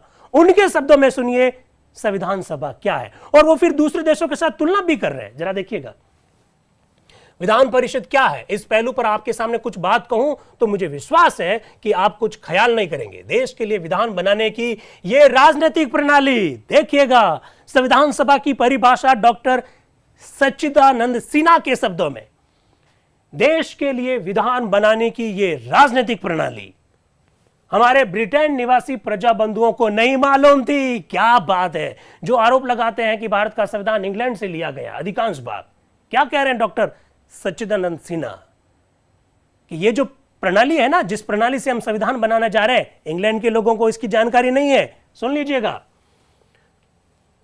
देश के लिए विधान बनाने की यह राजनीतिक प्रणाली हमारे ब्रिटेन निवासी प्रजा बंधु को नहीं मालूम थी। नहीं मालूम थी। यह इसलिए क्योंकि ब्रिटेन का संविधान में तो कुछ लिखा हुआ ही नहीं है, ऐसा वो कह रहे हैं। यह इसलिए क्योंकि ब्रिटिश विधान में विधान मूलक नियम बोलकर कोई चीज नहीं है। वहां किसी भी प्रकार का कोई लिखित रूप तो है ही नहीं, तो वहां संविधान सभा बैठी नहीं। तो संविधान सभा बैठी नहीं तो हमारी ब्रिटेन के साथ तुलना ही नहीं हो सकती है। डॉक्टर सच्चिदानंद सिन्हा यहां तक कह रहे हैं कि ब्रिटिशर्स को इसकी जानकारी भी नहीं थी। क्या बात कही है, क्या तथ्य आया आपके पास? आज आप आज बहुत मजबूत ताकत के साथ इसका जवाब दे पाओगे कि हमने इंग्लैंड से सारी बातें ग्रहण की है, तो कौन सी की है, कौन सी नहीं की है, कौन सी परिस्थितियों का ध्यान रखा, बिल्कुल क्लियर। आगे देखिएगा, सर्वशक्ति संपन्न सभा होने के कारण ब्रिटिश पार्लियामेंट को सभी कानूनों को, यहां तक कि विधान मूलक नियम बनाने और रद्द करने का खास अधिकार या सुरक्षा प्राप्त है। अतः विधान परिषद की वास्तविक स्थिति क्या है, इसे जानने के लिए हमें ब्रिटेन को छोड़कर दूसरे देशों की ओर देखना होगा, ऐसा डॉक्टर सच्चिदानंद सिन्हा कह रहे हैं। डॉक्टर सच्चिदानंद सिन्हा साफ इशारा कर रहे हैं कि ब्रिटेन की पार्लियामेंट जब चाहे कुछ भी परिवर्तन कर सकती है, इसलिए इसकी तुलना हमसे नहीं हो सकती है।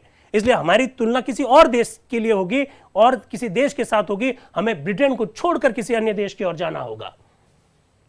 फिर देखिएगा, यूरोप में स्विट्जरलैंड, देखिएगा क्या कह रहे हैं। यूरोप में स्विट्जरलैंड के प्राचीनतम प्रजातंत्र के पास भी वास्तविक अर्थ में विधान मूलक नियम नहीं है। लीजिए, स्विट्जरलैंड को भी खारिज कर रहे हैं।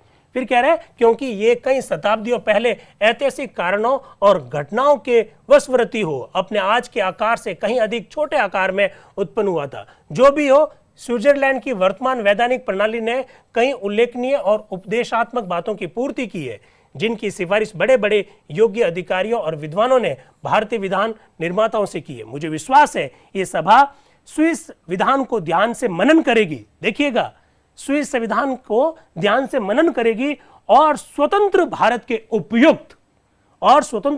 उपयुक्त विधान के निर्माण में लाभ उठाने के लिए इसका उपयोग करने की कोशिश करेगी। उपयुक्त मतलब जो भारत की परिस्थितियों के लिए अनुकूल हो, उसके लिए हम सब चीजों को ग्रहण कर सकते हैं। यूरोप का एकमात्र दूसरा राज्य जिसके विधान की और सुविधा प्राप्ति के लिए हम दृष्टि डाल सकते हैं वो है फ्रांस, क्योंकि फ्रांस में संविधान सभा की भांति फ्रांसीसी राष्ट्रीय परिषद के नाम से 1789 में जब उसकी बैठक बुलाई थी, तो वहां पर जिस तरह से संविधान का निर्माण हुआ, उस तरह का संविधान निर्माण भारत में भी हो रहा है। इसकी ओर संकेत कर रहे हैं डॉक्टर सच्चिदानंद सिन्हा।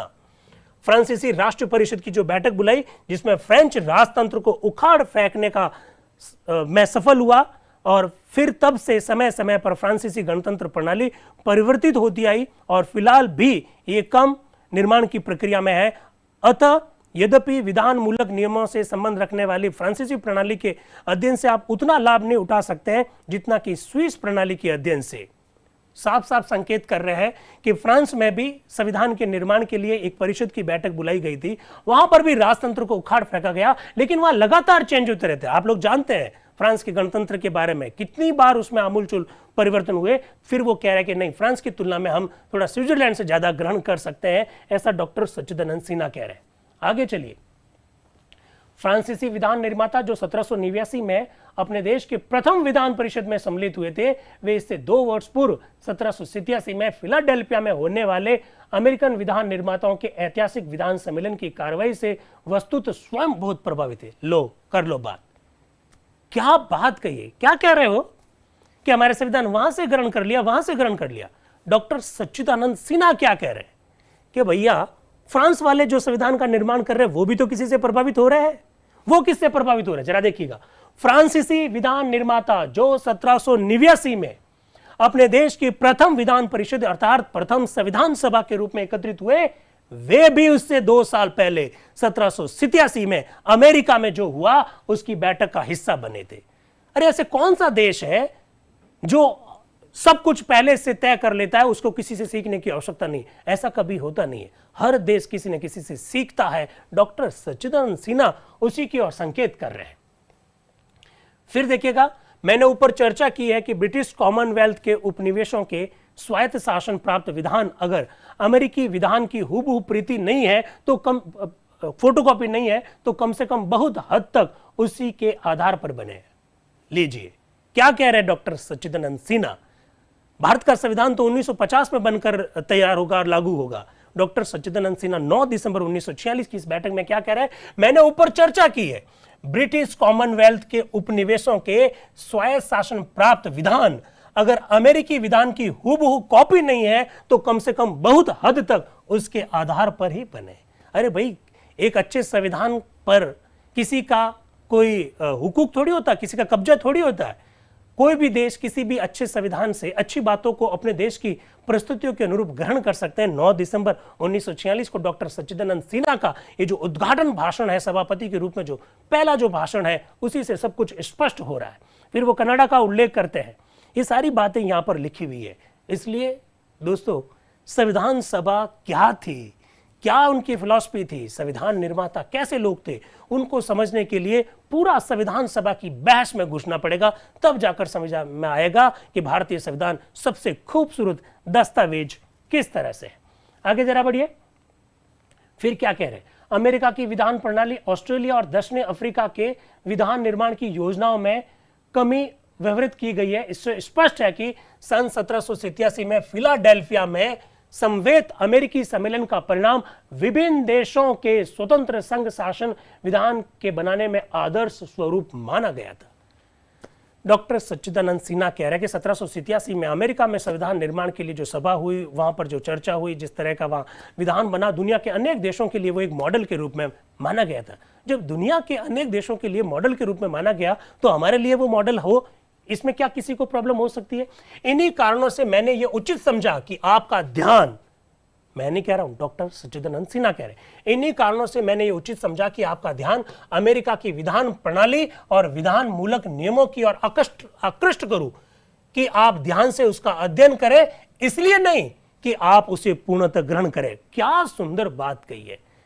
डॉक्टर सच्चिदानंद सिन्हा कह रहे हैं कि दुनिया के अधिकांश देशों ने अमेरिका को मॉडल बनाकर उससे ग्रहण किया, इसलिए मेरा भी आपसे निवेदन है कि आप अमेरिका के संविधान को ध्यान से देखें, इसलिए नहीं कि आप उसे पूर्णतः ग्रहण करें। आगे क्या लिखा, बल्कि इसलिए कि अपने सामाजिक, अपने राजनीतिक और अपने आर्थिक जीवन के अनुसार उनकी व्यवस्थाओं को आवश्यक संशोधनों के साथ देश की आवश्यकता अनुसार विवेक के साथ अपनाइए। यार, सब कुछ तो क्लियर है, सब कुछ क्लियर कर दिया डॉक्टर सच्चिदानंद सिन्हा ने कि आप अमेरिका के संविधान को देखें, वहां के विधान को देखें, इसलिए नहीं देखें कि उसको एज इट इज ग्रहण कर ले, बल्कि अपने सामाजिक, अपने आर्थिक, अपने राजनीतिक जीवन, अपनी आवश्यकताओं को देखें, अपनी परिस्थितियों को देखें और उसके अनुरूप वहां से चीजों को ग्रहण करिए। इवन मुनरो के एक स्टेटमेंट को भी डॉक्टर सच्चिदानंद सिन्हा यहां पर रख रहे हैं, तो आप विस्तार से देख सकते हैं। फिर आगे देखिएगा, अमेरिकन विधान के आधारभूत सिद्धांतों को तर्क संगत शर्तों एवं विवेकपूर्ण समझौतों के साथ खूब सोच विचार करके आप स्वीकार करें। डॉक्टर सच्चिदानंद सिन्हा क्या कह रहे हैं, अमेरिकन विधान के आधारभूत सिद्धांत ऐसी बातें जिन पर संविधान टिका हुआ हो, ऐसी बातें जो मूलभूत बातें हैं, उनको आप तर्क संगत शर्तों के साथ, वाह, सब कुछ क्लियर कर दिया। यानी आपकी देश की परिस्थिति अगर अलाउ करती है, उसके पीछे कोई लॉजिक है, तो तर्क संगत शर्तों के साथ और विवेकपूर्ण समझौतों के साथ खूब सोच विचार करके ग्रहण करें। ऐसे ही सिफारिशें करते हुए बहुत अच्छा होगा कि मैं उस विषय के सर्वोच्च ब्रिटिश विद्वान, किसकी बात कर रहे हैं वो, ब्राइस की बात कर रहे हैं, कि उल्लेखनीय कथन को यहां उद्गत कर दूं जो उन्होंने अपनी अमर पुस्तक अमेरिकन कॉमनवेल्थ में लिखा है। क्या लिखा है? अमेरिका का केंद्रीय संघ। ऐसे प्रश्न अक्सर पूछ लिए जाते हैं। कई बार संविधान सभा में किसी सदस्य के द्वारा जो स्टेटमेंट दिया गया उस स्टेटमेंट को उठाकर पूछ लिया जाता है कि ये स्टेटमेंट किसने दिया। अभी हाल ही में राजस्थान प्रशासनिक सेवा की परीक्षा में एक स्टेटमेंट पूछ लिया, ये किसने कहा? संविधान सभा में इतनी सारी बातें हुई, इतनी सारी बहस हुई, किसने कब क्या कहा, हमको क्या पता। तो इस प्रकार के स्टेटमेंट पूछे जाते हैं। तो सच्चिदानंद सिन्हा यहां पर एक स्टेटमेंट की ओर संकेत कर रहे हैं जो कि ब्राइस का है। क्या कह रहे हैं? और पुस्तक का नाम है द अमेरिकन कॉमनवेल्थ। क्या लिख रहे हैं? अमेरिका का केंद्रीय संघ केवल एक लीग नहीं है, क्योंकि उसका अस्तित्व वहां के भिन्न भिन्न स्टेट और प्रांतों पर निर्भर नहीं करता है।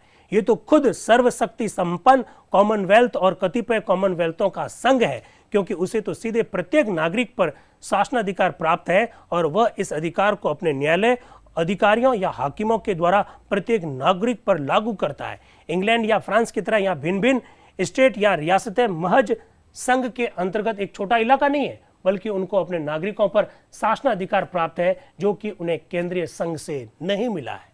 क्या बात कही है! अमेरिकी संविधान की एक विशेषता का उल्लेख करते हुए कह रहे हैं कि वहां के नागरिकों को जो अधिकार दिए गए हैं वो अधिकार उनको केंद्रीय संघ से नहीं मिला है।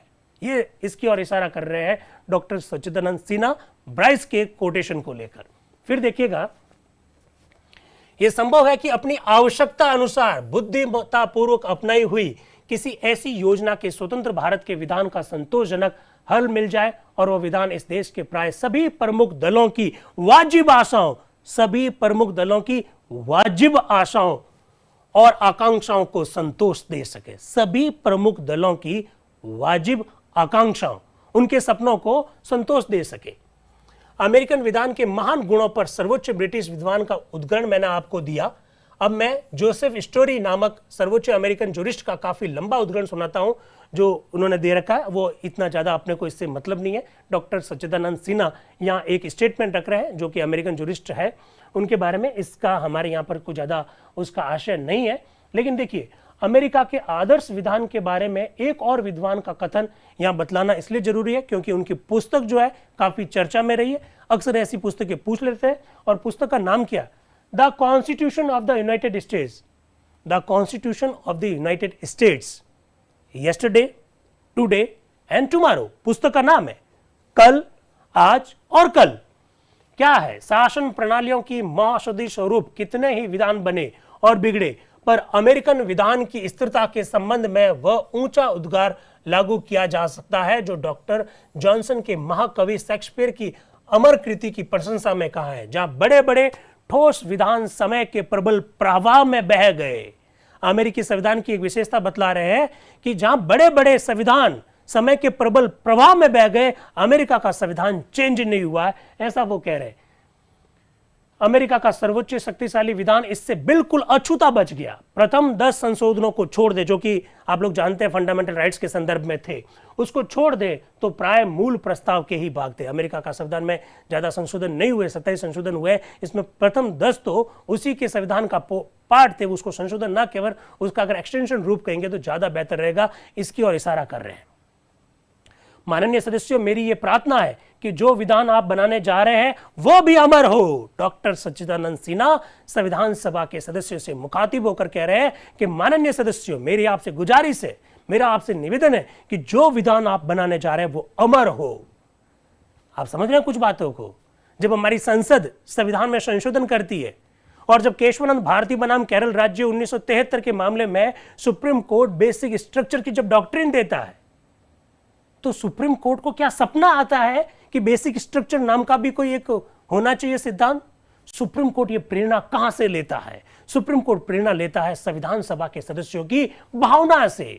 संविधान सभा के सदस्य क्या चाह रहे थे? जरा देखिएगा। माननीय सदस्यों, मेरी यह प्रार्थना है कि जो विधान आप बनाने जा रहे हैं वह भी अमर हो। यदि मानव कृति ऐसा महत्व पाने का वस्तुतः अधिकारी हो सकती है और ऐसा प्रबल शक्ति संपन्न हो कि वर्तमान और भविष्य की तमाम विनाशकारी शक्तियों को पददलित कर दे। ये कुछ बातों की और संकेत कर रहे हैं डॉक्टर सच्चिदानंद सिन्हा। बेसिक स्ट्रक्चर की डॉक्ट्रिन जो आ रही है वो किस तरह से आ रही है, डॉक्टर सच्चिदानंद सिन्हा संविधान सभा के सदस्यों से आह्वान करते हुए कह रहे हैं कि आप ऐसा विधान बनाइए जो अमर रहे, अमर रहे। फिर देखिएगा एक बहुत महत्वपूर्ण फैक्ट आपके सामने साझा कर रहा हूं साथियों। अक्सर हम लोग ये कहते हैं कि महात्मा गांधी जी ने संविधान सभा की बात पहली बार कही, अक्सर हम लोग कहते हैं। ये कहां से लाए फैक्ट? उसकी और डॉक्टर सच्चिदानंद सिन्हा भी इशारा कर रहे हैं। और वो क्या इशारा कर रहे हैं? अक्सर हम लोग बातचीत करते करते ये भी कहते हैं कि गांधी जी ने संविधान सभा का पहली बार उल्लेख किया, हालांकि संविधान सभा जैसे शब्द का प्रयोग नहीं किया, ऐसा भी हम लोग कहते हैं। और गांधी जी संविधान सभा के मेंबर नहीं है, आप जानते हैं, लेकिन 9 दिसंबर 1946 को संविधान सभा की पहली बैठक में गांधी जी का उल्लेख आ रहा है। किस तरह से उल्लेख आ रहा है जरा देखिएगा। और फिर किस तरह से गांधी जी का 1922 में जो दिया गया स्टेटमेंट है उससे हम ये विचार ग्रहण करते हैं कि संविधान सभा की बात किसने की। फिर हम स्वराज पार्टी पर आते हैं, फिर हम कांग्रेस पार्टी पर आते हैं, फिर कांग्रेस पार्टी के विभिन्न जो मीटिंग्स हुई उसके ऊपर आते हैं। पहले और इशारा कौन कर रहा है जरा देखिएगा। अमेरिका और यूरोप के विधान निर्माण के कुछ पहलुओं की ओर आपका ध्यान आकृष्ट कर लेने के बाद अब मैं अपने विधान संबंधी प्रश्न के कुछ पहलुओं की ओर लाभ के लिए आपका ध्यान आकर्षित करना चाहता हूं। क्या कह रहे? महात्मा गांधी। ये आ गया पहले दिन ही शब्द महात्मा गांधी। महात्मा गांधी ने सन 1922 में दिए गए एक वक्तव्य में विधान परिषद, जिसे हम संविधान सभा कह रहे हैं, विधान परिषद का जिक्र मुझे मिला, यद्यपि इस नाम से नहीं। वो खुद कह रहे हैं, डॉक्टर सच्चिदानंद सिन्हा कह रहे हैं कि संविधान सभा का मुझे जिक्र मिल रहा है, हालांकि उस नाम का नहीं, मतलब संविधान सभा शब्द लिखा हुआ नहीं है। क्या कह रहे हैं?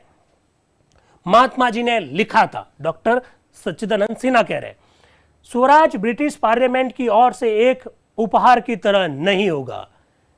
क्या बात है, साहब कह दिया कि जो स्वराज जिसकी प्राप्ति के लिए हम आंदोलन कर रहे हैं ये कोई ब्रिटिश पार्लियामेंट का उपहार नहीं होगा, ये तो भारत की समस्त मांगों की स्वीकृति सूचक एक घोषणा होगी जिसे ब्रिटिश पार्लियामेंट एक कानून पास कर प्रदान करेगी, परंतु यह घोषणा तो भारतीय जनता की चिर घोषित मांगों की केवल सौजन्यपूर्व स्वीकृति ही होगी। यह स्वीकृति बतौर संधि या समझौते की होगी जिसमें ब्रिटेन एक पार्टी रहेगा। जब यह समझौता होगा तो ब्रिटिश पार्लियामेंट भारतीय प्रजा की इच्छा अनुसार चुने हुए प्रतिनिधियों द्वारा व्यक्त की गई भारत की जनता की मांगों को स्वीकार करेगी। 1922 में महात्मा गांधी जी इशारा कर रहे हैं संविधान सभा का। उन्होंने कहा संविधान सभा होगी, ब्रिटिश पार्लियामेंट का, हमारा जो स्वराज है ब्रिटिश पार्लियामेंट का एक उपहार नहीं होगा, लेकिन ब्रिटिश पार्लियामेंट का एक कानून के द्वारा इसका गठन किया जाएगा। और फिर क्या लिखा हुआ? एक समझौता होगा हमारे बीच में जिसमें एक पार्टी होगी ब्रिटिश सरकार। गांधी जी 1922 में ऐसा कह रहे हैं। ब्रिटिश पार्लियामेंट भारतीय प्रजा की इच्छा अनुसार चुने हुए प्रतिनिधियों द्वारा व्यक्त की गई भारतीय जनता की मांगों को स्वीकार करेगी। संविधान सभा का इशारा है, संविधान सभा का नाम लिखा हुआ है, ऐसा डॉक्टर सच्चिदानंद सिन्हा कह रहे हैं 1922 में। आगे देखिएगा फिर क्या हुआ। समय समय पर विभिन्न राजनीतिक संगठन और नेता ने भी भारतीय जनता की इच्छा अनुसार चुने गए प्रतिनिधियों से बनी संविधान संबंधी महात्मा गांधी जी की मांग का जबरदस्त समर्थन किया था। ये सब सच्चिदानंद सिन्हा अपने भाषण में बोल रहे हैं। वो कह रहे हैं 1934 में रांची बिहार में स्वराज पार्टी ने जो योजना बनाई वो भी संविधान सभा की ओर इशारा है। 1934 में स्वराज पार्टी ने जो योजना बनाई थी बिहार रांची में वो भी संविधान सभा की ओर इशारा है, डॉक्टर सच्चिदानंद सिन्हा कह रहे हैं। फिर आगे देखिए, ये जो इशारा है इसके बाद में आइए, जो नीति इस प्रस्ताव में सन्निहित है उसे कुछ दिनों बाद अखिल भारतीय कांग्रेस कमेटी ने, जिसकी बैठक बिहार की राजधानी पटना में मई 1934 में हुई, स्वीकार किया। यानी पहले स्वराज पार्टी और इसके बाद में कांग्रेस, ऐसा डॉक्टर सच्चिदानंद सिन्हा स्पष्ट रूप से अपने इस भाषण में कह रहे हैं। और किन के सामने? 207 लोग हैं टोटल, उसमें नेहरू जी भी है, सरदार वल्लभ भाई पटेल भी है, डॉक्टर राजेंद्र प्रसाद भी है, उसमें अंबेडकर साहब भी है। सबके सामने कह रहे हैं 1934 में पहले स्वराज पार्टी ने, उसके बाद में कांग्रेस ने। इस साफ संविधान सभा की बहस में लिखा हुआ है। दिसंबर 1936 में कांग्रेस का फैजपुर अधिवेशन जो हुआ उसमें भी इस प्रस्ताव का समर्थन किया गया। ये साफ संकेत है क्या प्रस्ताव है, ये भी मैं आपको हूबहू पढ़ के बता देता हूं। फैजपुर, दिसंबर 1936। कांग्रेस भारत में वास्तविक प्रजातंत्रीय राज्य चाहती है जहां संपूर्ण राजनीतिक सत्ता जनता को हस्तांतरित कर दी गई है और हुकूमत संपूर्ण प्रजा के हाथ में हो। ऐसे राज्य का निर्माण तो ऐसी संविधान सभा ही कर सकती है जो देश के लिए विधान बनाने की समस्त सत्ता रखती हो। यह दिसंबर 1936 की बात है। 1934 स्वराज पार्टी, 1922 महात्मा गांधी। आगे बढ़िए। नवंबर सन 1936 में कांग्रेस की कार्य समिति ने एक प्रस्ताव पास किया। एक कांग्रेस कार्य समिति का एक प्रस्ताव है जिसको मैंने आपके सामने रखा। फिर देखिएगा, आप जानते हैं अच्छी तरह से कि 1946 9 दिसंबर को जब संविधान सभा की पहली बैठक हुई, मुस्लिम लीग नहीं आई। आप अच्छी तरह से जानते हैं मुस्लिम लीग ने बैठक का बहिष्कार किया। क्या कह रहे हैं डॉक्टर सच्चिदानंद सिन्हा मुस्लिम लीग द्वारा बैठक का ये जो बहिष्कार किया गया उसके बारे में जरा देखिएगा। मार्च सन 1940 से पहले जब से मुस्लिम लीग ने पाकिस्तान संबंधी प्रस्ताव रखा, ये राजनीतिक संगठन मतलब मुस्लिम लीग, ये मुस्लिम लीग इस देश के विधि निर्माण के लिए संविधान सभा ही उचित और उपयुक्त उपाय है, इस विचार के पक्ष में कभी नहीं थी। डॉक्टर सच्चिदानंद सिन्हा 9 दिसंबर 1946 को अपने उद्घाटन भाषण में साफ साफ कह रहे हैं कि ये जो मुस्लिम लीग है, उन्होंने जब से अलग मांग की है, जब से मुस्लिम लीग ने पाकिस्तान संबंधी प्रस्ताव पारित किया है, तब से ये हमारे संविधान सभा के गठन के पक्ष में कभी नहीं थी, ऐसा डॉक्टर सच्चिदानंद सिन्हा कह रहे हैं। पाकिस्तान संबंधी प्रस्ताव स्वीकार करने के बाद मुस्लिम लीग का रुख विधान परिषद की स्थापना के पक्ष में बदल गया। पहले रुख था, अब पाकिस्तान की मांग आने के बाद में इनका रुख ही चेंज हो गया, सच्चिदानंद सिन्हा कह रहे हैं। पर वे दो विधान परिषदें चाहते हैं। विधान परिषद मतलब दो संविधान सभा चाहते हैं। एक तो उस क्षेत्र के लिए जिसे लीग पृथक मुस्लिम स्टेट बनाने की मांग करती है, और दूसरा शेष भारत के लिए। इस तरह कहा जा सकता है कि देश के विधि निर्माण के लिए विधान परिषद की कल्पना को इन दोनों प्रमुख राजनीतिक दलों ने सन 1940 में स्वीकार किया और प्रश्रय दिया। पर दोनों में अंतर यह था कि कांग्रेस समस्त भारत के लिए एक विधान परिषद चाहती थी, जबकि मुस्लिम लीग देश के दो राज्यों की मांग के अनुसार दो विधान परिषदें चाहती थी। डॉक्टर सच्चिदानंद सिन्हा कह रहे हैं, मेरे शब्द नहीं है। अस्तु चाहे एक परिषद हो या दो हो, देश के विधि निर्माण के लिए विधान परिषद ही उपयुक्त उपाय है, ये विचार उस समय तक स्पष्ट रूप से उत्पन्न और जागृत हो चुका था। डॉक्टर सच्चिदानंद सिन्हा कह रहे हैं कि 1940 तक देश की जनता के मस्तिष्क में यह विचार आ चुका था कि संविधान का निर्माण करने के लिए एक संविधान सभा होनी चाहिए। एक होनी चाहिए, दो होनी चाहिए, वो अलग बात है, लेकिन विचार आ चुका था, डॉक्टर सच्चिदानंद सिन्हा कह रहे हैं। फिर क्या कह रहे हैं? इसी जबरदस्त मानसिक जागरण के संदर्भ में पंडित जवाहरलाल नेहरू ने कहा था, ऐसा डॉक्टर सच्चिदानंद सिन्हा कह रहे हैं। इसका मतलब यह है कि एक राष्ट्र अपने चुने हुए प्रतिनिधियों द्वारा अपने लिए स्वशासन निर्माण के लिए अग्रसर हो चुका है। खैर, अब साथियों एक और महत्वपूर्ण तथ्य की और डॉक्टर सच्चिदानंद सिन्हा इशारा कर रहे हैं। मैं बात कर रहा हूं 9 दिसंबर 1946 की। डॉक्टर सच्चिदानंद सिन्हा एक बहुत सुंदर फैक्ट हमारे सामने रखते हैं। अगर आप लोगों ने संवैधानिक इतिहास पढ़ा है तो तेज बहादुर सप्रू द्वारा जो संविधान का निर्माण किया गया, सप्रू समिति के द्वारा जो संविधान का निर्माण किया गया, वो भी आप लोगों ने पढ़ा होगा। क्या कह रहे हैं डॉक्टर सच्चिदानंद सिन्हा?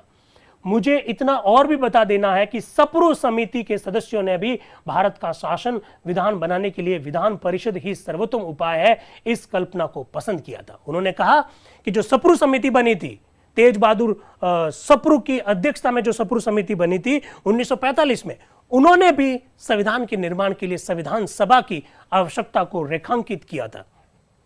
इस समिति, नाम याद रखिएगा, तेज बहादुर सप्रू समिति। हालांकि एक मैं बात बता देता हूं, तेज बहादुर सप्रू समिति के जो सुझाव थे बड़ा विस्तार, लगभग 350 पेज में उन्होंने संविधान का निर्माण करके दिया था। बहुत महत्वपूर्ण बातें उन्होंने कही थी, हालांकि उसको खारिज कर दिया गया, खासकर मुस्लिम लीग ने खारिज कर दिया, क्योंकि तेज बहादुर सप्रू समिति ने मुस्लिम लीग की मांग के अनुरूप दो संविधान का प्रस्ताव खारिज कर दिया, मुस्लिम लीग की मांग के अनुरूप पाकिस्तान की मांग को खारिज कर दिया। इस वजह से मुस्लिम लीग ने इसको स्वीकार नहीं किया था। मौलिक अधिकारों का विस्तार से उल्लेख है सप्रू समिति में। सप्रू समिति ने ही मौलिक अधिकारों के दो भाग, वाद योग्य और अवाद योग्य, इस तरह से दो भागों में बांटे थे। कभी विस्तार से कभी चर्चा की जा सकती है। उस सप्रू समिति की ओर इशारा कर रहे हैं डॉक्टर सच्चिदानंद सिन्हा। ध्यान रखिएगा, तेज बहादुर सप्रू। खैर, इस समिति ने जो अपनी रिपोर्ट, जो कि सन 1945 में प्रकाशित हुई थी, विधान परिषद के निर्माण के लिए एक विशेष योजना भी बनाई। वाह, हम आज तक ये पढ़ते रहे कि कैबिनेट मिशन योजना के तहत संविधान सभा का गठन हुआ। संविधान सभा का गठन कैसे हो, इसके लिए तेज बहादुर सप्रू की समिति ने भी योजना बनाई थी कि मेंबर कितने होने चाहिए, कितनी जनसंख्या के आधार पर मेंबर लिए जाएंगे, कौन से मेंबर की क्या क्वालिफिकेशंस होगी, किस तरह के मेंबर होंगे, वो किनका प्रतिनिधित्व करेंगे। इसके बारे में सप्रू समिति ने भी अपनी रिपोर्ट दी थी। महत्वपूर्ण फैक्ट है कि नहीं है? आज तक हमने पढ़ा कि संविधान सभा मतलब कैबिनेट मिशन, जबकि सप्रू समिति ने भी विस्तार से उल्लेख किया। ऐसा डॉक्टर सच्चिदानंद सिन्हा भी कह रहे हैं। फिर क्या कह रहे हैं? पर डॉक्टर सच्चिदानंद सिन्हा क्या कह रहे हैं? पर आज हम सब इस सभा में ब्रिटिश कैबिनेट मिशन द्वारा निर्मित योजना के अनुसार इकट्ठे हुए हैं। कांग्रेस, मुस्लिम लीग एवं अन्य राजनीतिक संगठनों द्वारा इस मसले पर दिए गए सुझावों से मतभेद रखते हुए भी ब्रिटिश कैबिनेट मिशन ने एक योजना बनाई है। इस योजना को यद्यपि सबने तो नहीं स्वीकार किया है, पर न सिर्फ देश के प्रमुख राजनीतिक दलों ने और राजनीतिक चेतना संपन्न वर्गों ने, बल्कि उन लोगों ने भी जिनका किसी खास राजनीतिक दल से संबंध नहीं है, उसे वर्तमान राजनीतिक गतिरोध को दूर करने के लिए परीक्षणीय मानकर स्वीकार किया। उन्होंने कहा कि संविधान सभा जो कैबिनेट मिशन योजना, बहुत ध्यान से सुनिएगा, संविधान सभा जो कैबिनेट मिशन योजना के तहत गठित हुई, सबने तो स्वीकार नहीं की है, लेकिन जो देश के प्रमुख राजनीतिक दल है, ऐसे लोग जिनमें राजनीतिक चेतना है, इन सारे वर्गों ने संविधान सभा को स्वीकार किया है। ऐसे डॉक्टर सच्चिदानंद सिन्हा अपनी पहली बैठक में कह रहे हैं। ये राजनीतिक गतिरोध लंबे अरसे से चला आ रहा है और इसने हमारी समस्त कामना और लक्ष्य पर पानी फेर रखा है। मेरी इच्छा नहीं है कि मैं ब्रिटिश कैबिनेट मिशन की योजना के गुणों पर कुछ कहूं, क्योंकि इसमें मैं मतभेद के प्रश्नों पर हट जाऊंगा, इसलिए मैं उस पर बात नहीं करना चाहता। ऐसा डॉक्टर सच्चिदानंद सिन्हा कह रहे हैं। मेरी इच्छा नहीं है कि मैं इस अवसर पर विषयांतर करूं, मतलब विषय से हट जाऊं। मैं जानता हूं कि ब्रिटिश कैबिनेट मिशन की योजना के कुछ भाग पर हमारे कुछ राजनीतिक दलों में गहरा मतभेद है। साथियों, यही मैं चाहता हूं, इस खूबसूरती की आपको जानकारी मिले। अक्सर संविधान की लोग आलोचना कर देते हैं, पता नहीं क्या क्या आरोप लगा देते हैं। संविधान सभा में क्या हुआ इसको तो जान लीजिए। क्या कह रहे हैं? मैं जानता हूं ब्रिटिश कैबिनेट मिशन की योजना के कुछ भाग पर हमारे कुछ राजनीतिक दलों में गहरा मतभेद है और इसलिए मैं नहीं चाहता हूं कि ऐसे स्तर पर चला जाऊं जहां जाने में बड़े बड़े राजनीतिक देवता भी डरते हैं, इसलिए मैं उन मुद्दों पर चर्चा नहीं करूंगा। डॉक्टर सच्चिदानंद सिन्हा अपने उस भाषण में बोल रहे हैं। क्या संविधान की आलोचना करते हैं लोग? अरे संविधान की आलोचना, जो आलोचना की जाती है उन सारे मुद्दों पर तो संविधान सभा में बहस हुई है। आगे आने वाले दिनों में हम लोग देखेंगे। आगे क्या कह रहे हैं? माननीय सदस्य, मुझे भय है, मुझे डर है कि मैंने आपका बहुत ज्यादा समय ले लिया, जैसे मैं ले रहा हूं आपका। माननीय सदस्य, मुझे भय है कि शायद मैंने आपका काफी समय ले लिया, अतः अब मैं अपने वक्तव्य को समाप्त करता हूं। भारतीय इतिहास का यह एक महान और अभूतपूर्व अवसर है। अरे यार, 9 दिसंबर 1946 का दिन, यानी 9 दिसंबर 2021 में आप जगह हम लोग चर्चा कर रहे हैं, तो भारत का वह संविधान जिसे हम लोग गीता, बाइबिल, कुरान कहते हैं, उसकी जो नींव है वो 9 दिसंबर 1946 को पड़ी। कितने सुंदर शब्दों में डॉक्टर सच्चिदानंद सिन्हा क्या कह रहे हैं? भारतीय इतिहास का यह महान और स्मरणीय अवसर अभूतपूर्व है, अभूतपूर्व है। देश की जनता की बहुसंख्यक श्रेणियों ने जिस अदम्य उत्साह से इस परिषद का स्वागत किया वह बेजोड़ है। डॉक्टर सच्चिदानंद सिन्हा के शब्द बता रहा हूं। परिषद संबंधी प्रश्नों ने देश के विभिन्न संप्रदायों में जो दिलचस्पी उत्पन्न की है वह अद्वितीय है। और सबसे बड़ी बात यह है कि हमारी सबसे बड़ी समस्या, हमारी राजनीतिक स्वतंत्रता, हमारी आर्थिक स्वतंत्रता पर समझौता प्राप्त करने की उज्जवल आशा आज भी वर्तमान है और आपको इतनी देर तक रोके रखने में यही एकमात्र औचित्य था। डॉक्टर सच्चिदानंद सिन्हा कह रहे हैं कि मैं इतनी देर से इस विषय पर जो वक्तव्य दे रहा हूं उसका औचित्य यही है। मेरी कामना है कि आपका प्रयत्न सफलीभूत हो। जैसे अभी डीन साहब ने हमारे इस कार्यशाला के लिए जो शुभकामनाएं दी, वैसी की वैसी मैं परमात्मा से प्रार्थना करता हूं कि वह आपको अपना मंगलमय आशीर्वाद दे, जिससे आपकी परिषद की कार्यवाही केवल विवेक, जन सेवा भावना और विशुद्ध देशभक्ति से परिपूर्ण ना हो, बल्कि बुद्धिमत्ता, सहिष्णुता, न्याय और सबके प्रति सम्मान, सद्भावना से भी ओतप्रोत हो। भगवान परिषद के कार्य संचालन में आपको वह दूरदर्शिता दे जिससे भारत को पुनः अपना अस्तित्व गौरव प्राप्त हो और उसे विश्व के महान राष्ट्रों के बीच प्रतिष्ठा और सम्मान का स्थान मिले। महान भारतीय कवि इकबाल की, वाह क्या प्रश्न बनेगा कभी। हमारी संविधान सभा की प्रथम बैठक में डॉक्टर सच्चिदानंद सिन्हा ने कवि इकबाल की उन पंक्तियों का भी उल्लेख किया जिन पंक्तियों का हम लोग अक्सर उल्लेख करते हैं। रोम मिस्र सब मिट गए इस जहां से, उन पंक्तियों का उल्लेख 9 दिसंबर 1946 को संविधान सभा की प्रथम बैठक में डॉक्टर सच्चिदानंद सिन्हा ने भी किया। कभी प्रश्न बनेगा कि यह पंक्तियां किसने बोली थी? डॉक्टर सच्चिदानंद सिन्हा ने कही थी। क्या बोला था जरा देखिएगा। महान भारतीय कवि इकबाल की चंद चिर सुंदर पंक्तियां आपको इस पुनीत अवसर पर सुनाता हूं। उस कवि को देश का कितना अभिमान था, इस प्राचीन ऐतिहासिक और महान देश के सौभाग्य की अमरता के प्रति कितना दूर विश्वास था। स्मरण रहे, इस कवि की कविताएं आपके सामने रख रहा हूं, जरा देखिएगा। ये मैं नहीं बोल रहा हूं, डॉक्टर सच्चिदानंद सिन्हा बोल रहे हैं। यूनान मिस्र रोमा सब मिट गए जहां से, बाकी अभी तलक है नामो निशा हमारा।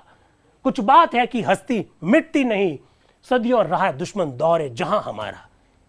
कभी प्रश्न बनेगा, डॉक्टर सच्चिदानंद सिन्हा ने ये पंक्तियां कवि इकबाल की अपने उस भाषण में उकेरित की थी। जरा देखिएगा, उसका मतलब भी बताया, जो मैं मतलब बताता रहता हूं कि रोम मिस्र जिनकी भी जो सभ्यता थी वो सब मिट गई, लेकिन भारत की सभ्यता आज भी जिंदा है।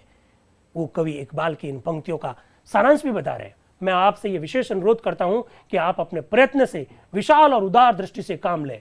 पवित्र ग्रंथ बाइबल हमें सिखाता है, जहां दूरदृष्टि नहीं है वहां मनुष्य का विनाश तय है।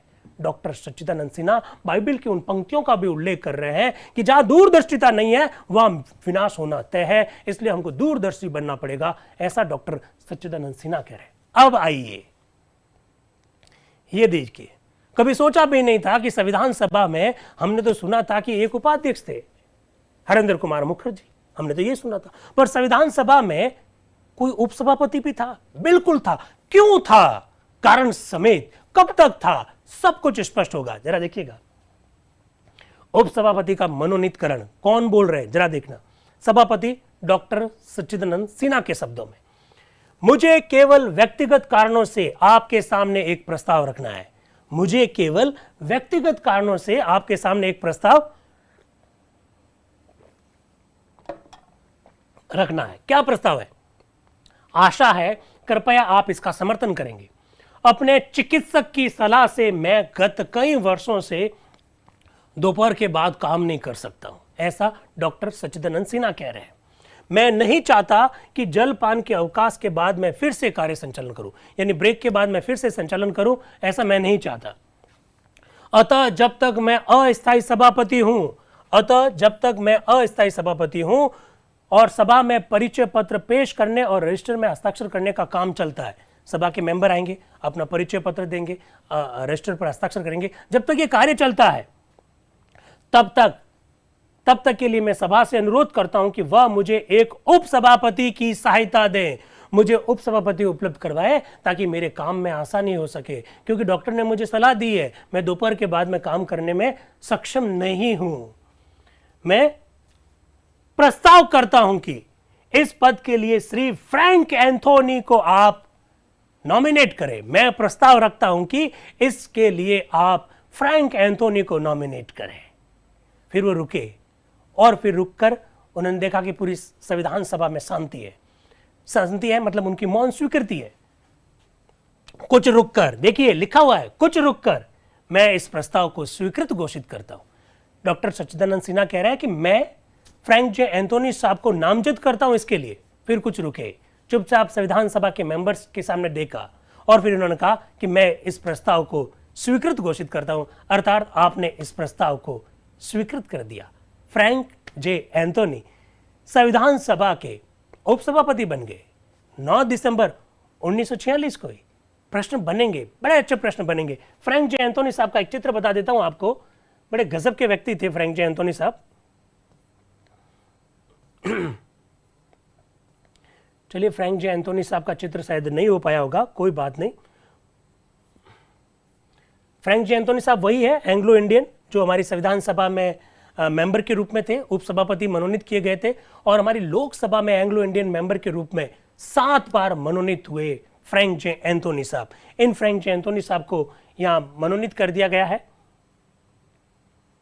ये उपसभापति का मनोनयन। अब आते हैं प्रश्नदेव रैकुट के संदर्भ में।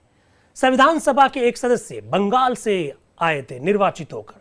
प्रश्नदेव रैकुट जमींदार थे, लेकिन दोस्तों 9 दिसंबर 1946 को जो पहली बैठक हुई, उस पहली बैठक में वो भाग ही नहीं ले पाए, यानी प्रश्नदेव रैकुट साहब का निधन हो गया। संविधान सभा के मेंबर चुने जाने के बावजूद भी वो संविधान सभा की बैठक में भाग नहीं ले पाए और पहले दिन ही उनके निधन पर शोक संदेश पढ़ा गया। श्री प्रश्नदेव रैकुट की मृत्यु, डॉक्टर सच्चिदानंद सिन्हा बोल रहे हैं, मुझे सूचना मिली है कि नियमानुसार चुने गए इस परिषद के एक सदस्य बंगाल के श्री प्रश्नदेव रैकुट की मृत्यु हो गई है। इस सभा की ओर से मैं उनके संबंधियों को संवेदना भेजना चाहता हूं। मेरा ख्याल है कि इस प्रस्ताव को मैं स्वीकृत समझूं। यानी संविधान सभा के एक सदस्य प्रश्नदेव रैकुट साहब के निधन की सूचना डॉक्टर सच्चिदानंद सिन्हा ने संविधान सभा में दी और कहा कि मैं उन्हें एक शोक संदेश उनके परिवार को भेजना चाहता हूं और ये जो प्रस्ताव है उस प्रस्ताव को मैं स्वीकार करने की गुजारिश करता हूं। और फिर वो कहते हैं कि मैं समझ रहा हूं कि प्रस्ताव स्वीकृत हो गया। प्रश्नदेव रैकुट बंगाल से। फिर आइए संविधान सभा के सदस्यों के बारे में। बड़ा विवाद है, विवाद तो खैर हम लोगों ने ही पैदा किया है। कितने मेंबर्स थे, कहां से थे, डॉक्टर अंबेडकर साहब कहां से थे, महिलाएं कितनी थी। तो संविधान सभा में क्या होता था कि डॉक्टर सच्चिदानंद सिन्हा यहां बैठे हैं, एक एक मेंबर का नाम पुकारा जाता था, एक एक मेंबर आता, मेंबर आकर रजिस्टर पर अपने साइन करता और इसके बाद में डॉक्टर सच्चिदानंद सिन्हा से हाथ मिलाने का प्रावधान था। संविधान सभा का एक एक मेंबर उठकर आएगा, उनके नाम जब जब पुकारे जाएंगे साइन करेगा, फिर मंच की ओर आगे बढ़ेगा और जहां डॉक्टर सच्चिदानंद सिन्हा बैठे हैं वहां आएंगे, डॉक्टर सच्चिदानंद सिन्हा खड़े होंगे, उनसे हाथ मिलाएंगे और फिर अपने सीट पर जाकर बैठ जाएंगे। डॉक्टर सच्चिदानंद सिन्हा कह रहे हैं संविधान सभा में कि कल हमने इस पर चर्चा की थी, कल हमने इसका ट्रायल लिया था, कल हमने इसका ट्रेनिंग ली थी, तो हमको लगा कि एक मेंबर पर 1.5 से 2 मिनट का वक्त लग रहा है। वो आएगा, घूम कर आएगा, साइन करेगा, फिर मेरे से हाथ मिलाएगा, तो 2 मिनट का वक्त लगता है। इसलिए मैं सबसे रिक्वेस्ट कर रहा हूं संविधान सभा के सारे सदस्यों से कि आप आए और अपने साइन करके अपनी सीट पर बैठ जाए। मैं हाथ मिलाना मान लूंगा कि हाथ मिला लिया गया है। जरा देखिएगा किस तरह से। अब मैं समझता हूं कि हमें विभिन्न परिचय पत्र की पेशी और रजिस्टर में हस्ताक्षर की कार्रवाई शुरू करनी चाहिए। संविधान सभा के जो मेंबर चुनकर आए वो अपना परिचय पत्र देंगे और रजिस्टर पर अपना हस्ताक्षर करेंगे। मैं अपना परिचय पत्र, देखिए अक्सर हम लोग प्रश्न पूछते हैं 1969 में वीवी गिरी साहब ने किसको इस्तीफा दिया, अक्सर कंफ्यूजन आता है। तो डॉक्टर सच्चिदानंद सिन्हा खुद भी तो संविधान सभा के मेंबर थे, उन्होंने अपना परिचय पत्र किसको दिया, जरा देखिएगा। मैं अपना परिचय पत्र स्वयं अपने सामने पेश करता हूं। डॉक्टर सच्चिदानंद सिन्हा कह रहे हैं कि मैं डॉक्टर सच्चिदानंद सिन्हा हूं, इस बात का परिचय पत्र मैं खुद अपने सामने पेश करता हूं। देख लीजिएगा, लिखा हुआ है, मैं अपना परिचय पत्र स्वयं अपने सामने पेश करता हूं। यद्यपि माननीय सदस्यों को इसमें कुछ खास रस्में अदा करनी पड़ती है, पर हस्ताक्षर करने के बाद सदस्यों का मंच पर आकर सभापति से हाथ मिलाने की रस्म को मैं हटा देता हूं। सभापति से हाथ मिलाने की कोई आवश्यकता नहीं है। क्यों? क्योंकि कल हम लोगों ने इसकी परीक्षा की, मतलब ट्रायल लिया था और देखा कि हर सदस्य को हस्ताक्षर करने में के बाद मंच पर घूमकर आने और हाथ मिलाने में 2 मिनट का समय लगता है। इसलिए मैंने सोचा यह रस्म हटा देनी चाहिए। सेक्रेटरी अब माननीय सदस्यों के नाम पुकारेंगे और सदस्य उसके पास जाकर अपना परिचय पत्र देंगे और रजिस्टर में हस्ताक्षर करके अपने स्थान पर वापस चले जाएंगे। निम्नलिखित सदस्यों ने इसके बाद एक एक करके अपना परिचय पत्र सेक्रेटरी को दिखाया, हस्ताक्षर किए और अपने सीट पर जाकर बैठ गए। सबसे पहले मद्रास और मद्रास के सदस्यों की एक लंबी लिस्ट आएगी, मेंबर गिनेंगे कितने मेंबर थे, एक एक का नाम देखिए आपके सामने आ रहा है, टोटल भी करेंगे, उसमें महिलाएं कितनी थी उसको भी गिनेंगे। मैंने पहले से गोला बना रखा है कि कौन महिला कहां से थी, कितनी महिलाएं थी। मद्रास सी राजगोपालाचारी, पट्टाभी सीतारामैया, टी प्रकाशम, दीवान बहादुर एन गोपाला स्वामी अयंगर जो प्रारूप समिति के मेंबर थे, अल्लादी कृष्ण स्वामी अय्यर जो प्रारूप समिति के मेंबर थे, अमू स्वामीनाथन पहली महिला संविधान सभा की जो पहले दिन की बैठक में भाग ले रही है, अमू स्वामीनाथन। फायदा आपको यह मिल रहा है कि साथ साथ में आपको इसकी भी जानकारी मिल रही है कि वो मद्रास से थी। मद्रास से कौन कौन मेंबर थे उनके नाम मैं बोल रहा हूं। अमू स्वामीनाथन ये मद्रास से थी, नाम बोल दिया मैंने। इसके बाद में JPCMZS उनका पूरा नाम था, डॉक्टर P सुब्रमण्यम, महाराज बोबिली, ये सब मेंबर थे मद्रास से एक लंबी लिस्ट आ रही है। एम अनंत सायमनेम अयंगर लोकसभा के पहले उपाध्यक्ष, आप जानते हैं। प्रोफेसर एन.जी. रंगा, रामलिंगम चेटियार, कामराज नाडर, माधव मेनन, बी शिवाराव, हमारे संविधान सभा के संवैधानिक सलाहकार सर बी.एन. राव के भाई। Sir BN. राव संविधान सभा के मेंबर नहीं थे, वो संविधान सभा के संवैधानिक सलाहकार थे। Sir BN. राव के भाई बी शिवाराव संविधान सभा के मेंबर थे। के संथानम, जिन्होंने कहा कि ग्रेजुएशन में संविधान का पेपर अनिवार्य कर दीजिए, के संथानम। टी.टी. कृष्णमाचारी प्रारूप समिति में थे। गोपाल रेड्डी, दाक्षायणी वेलायुधन, संविधान सभा की दूसरी महिला मेंबर जो 9 दिसंबर 1946 की बैठक में भाग लेती है, दाक्षायणी वेलायुधन, जो कि मद्रास की थी। Munniswamy Pillai, K Chandramouli, D Govindas, Jerome D'Souza, Ramnath Goenka, H Sitaram Reddy, Srinivas Malaiya, Venkat Rao, P Kumiharaman, G Durgabai संविधान सभा की एक और महिला सदस्य जो 9 दिसंबर 1946 को बैठक में भाग ले रही है, अपना परिचय पत्र सौंप रही है, हस्ताक्षर कर रही है मद्रास से। यानी मद्रास से 3 महिलाएं आ गई है संविधान सभा की मेंबर के रूप में। आगे बढ़ते हैं। P Kakkan, M Sanjeeva Reddy, OP Ramaswamy Reddiar, Perulla Swamy, MC. Birbahu, TGM. Wilson, PL. Narasimha, S. Nagappa, L. Krishnaswamy, OV. Alagesan, VC. Keshav Rao और वी. सुब्रमण्यम। 41 मेंबर आ चुके हैं अभी तक मद्रास से 2 मेंबर और आ रहे हैं, सी. सुब्रमण्यम, वी. नडीमुत्तु पल्लई। 43, यानी मद्रास से 9 दिसंबर 1946 की बात कर रहा हूं, 43 मेंबर्स के नाम आपके सामने आ गए। अभी काउंट करेंगे कि पहले दिन टोटल कितने मेंबर थे। मद्रास से 43। आगे बढ़ते हैं। बंबई, उस समय बंबई कहा जाता था। पहला नाम सरदार वल्लभ भाई पटेल, देख लीजिएगा। बी.जी. खैर साहब, जो कि बॉम्बे के प्रधानमंत्री थे। एम.आर. जयकर साहब, नाम याद रखिएगा एम.आर. जयकर साहब का, बहुत जल्दी ही एम.आर. जयकर साहब पर भी चर्चा करेंगे। के.एम. मुंशी साहब, शंकर दत्ताराय देव, नरहरि विष्णु गाडगिल, एन.वी. गाडगिल जिन्हें हम लोग कहते हैं, एस.के. पाटिल, हंसा मेहता, संविधान सभा की एक और महिला सदस्य हंसा मेहता बंबई से थी, चौथी महिला आ गई आपके सामने। Joseph Alban, MR. Masani, RM. Nalavade, BM. Gupte, S. Nijalingappa, RR. Diwakar, SN. Mane, Khandubhai Kasanji, HV. Pataskar, Kanhaiyalal Nanabhai Desai, KM. Jedhe, ये सब बंबई से संविधान सभा के मेंबर के रूप में दिखाई दे रहे हैं। कहीं डॉक्टर अंबेडकर दिखाई दिए? डॉक्टर अंबेडकर कहीं दिखाई दिया आपको? डॉक्टर अंबेडकर नहीं थे बंबई से इनिशियल स्टेज में संविधान सभा के सदस्य। कॉन्सेप्ट क्लियर करना है। अब आ रहे हैं बंगाल, शरद चंद्र बोस, और ये रहे डॉक्टर बी.आर. अंबेडकर, बंगाल से संविधान सभा के सदस्य के रूप में आपको दिखाई देंगे। फिर किरण Shankar Rai, Frank Reginald Anthony, ये जो मैं बार बार जो एंथोनी साहब की जो बात कर रहा था वो बंगाल से। सत्यरंजन बख्शी, प्रफुल्ल चंद्र घोष, पीसी घोष जिन्हें हम लोग कहते हैं, सर उदयचंद मेहताब, सुरेश चंद्र बनर्जी, देवी प्रसाद खेतान, डीपी खेतान साहब जिन्हें हम लोग कहते हैं बंगाल से। मिसेज लीला रे, संविधान सभा की एक और महिला सदस्य जो कि बंगाल से थी, मिसेज लीला रे आपके सामने। डंपर सिंह गुरंग, श्यामा प्रसाद मुखर्जी संविधान सभा के सदस्य थे और वे बंगाल से थे। श्यामा प्रसाद मुखर्जी, आगे चर्चा करेंगे इनके बारे में।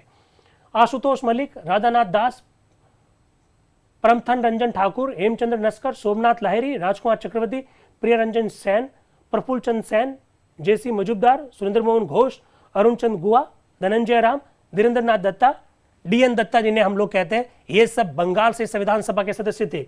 यानी दोस्तों 43 सदस्य मद्रास से, बंबई से थे 19, अभी काउंटिंग कर लेना, 43 + 19, और अब बंगाल से सदस्यों की संख्या होगी 25। अब यूपी, जेबी करपलानी साहब जो कि पहले वक्ता है, पंडित गोविंद वल्लभ पंत, पुरुषोत्तम दास टंडन, पंडित हृदयनाथ कुंजरू, गोविंद मालवीय, श्री कृष्णदत्त पालीवाल, मोहनलाल सक्सेना, जुगल किशोर, पूर्णिमा बनर्जी, एक और महिला सदस्य संविधान सभा की, पूर्णिमा बनर्जी कहां से है? यूपी से। श्री प्रकाश, सुचेता कृपलानी संविधान सभा की एक सदस्य, कहां से? यूपी से। सरदार जोगेंद्र सिंह, और कहां है? दामोदर दास सेठ, अलगूराय शास्त्री, बंशीधर मिश्र, भगवान दीन, कमलापति त्रिपाठी, कमला चौधरी संविधान सभा की एक और महिला मेंबर जो कि यूपी से थी, कमला चौधरी। राजा जगन्नाथ बख्श Singh, Hariharnath Shastri, Gopal Narayan, Firoz Gandhi. Firoz Gandhi was the member of the Constituent Assembly from UP. It should be very clear. 9 दिसंबर फिरोज गांधी आपको नाम दिखाई दे रहा है. जसपत राय कपूर, माननीय पंडित जवाहरलाल नेहरू संविधान सभा में यूपी से मेंबर थे. रफी अहमद किदवई, एस राधाकृष्ण, सर्वपल्ली राधाकृष्ण, दयालदास भगत, ए धर्मदास, गोपीनाथ श्रीवास्तव, धर्म प्रकाश, अजीत प्रसाद जैन, रामचंद्र गुप्त, प्रागी लाल, फूल सिंह, मसूरिया दीन, सिब्बल लाल सक्सेना, काफी नाम चर्चा में आएगा आगे जब चर्चा करेंगे. खुर्शीद लाल, सुंदर लाल, हरगोविंद पंत, आरवी दुलेकर, विशंबर दयाल त्रिपाठी, वेंकटेश नारायण तिवारी. यानी ये जो यूपी से मेंबर की संख्या आप देख सकते हैं. अब पंजाब से ले लीजिए. दीवान चमन लाल, सरदार हरनाम सिंह, सरदार करतार सिंह, सरदार उज्जवल सिंह, मेहरचंद खन्ना, प्रताप सिंह, सर टेक चंद, पृथ्वी सिंह आजाद, श्रीराम शर्मा, बहादुर चौधरी सूरजमल, गोपीचंद भार्गव और चौधरी हरभजराम. ये सब पंजाब से.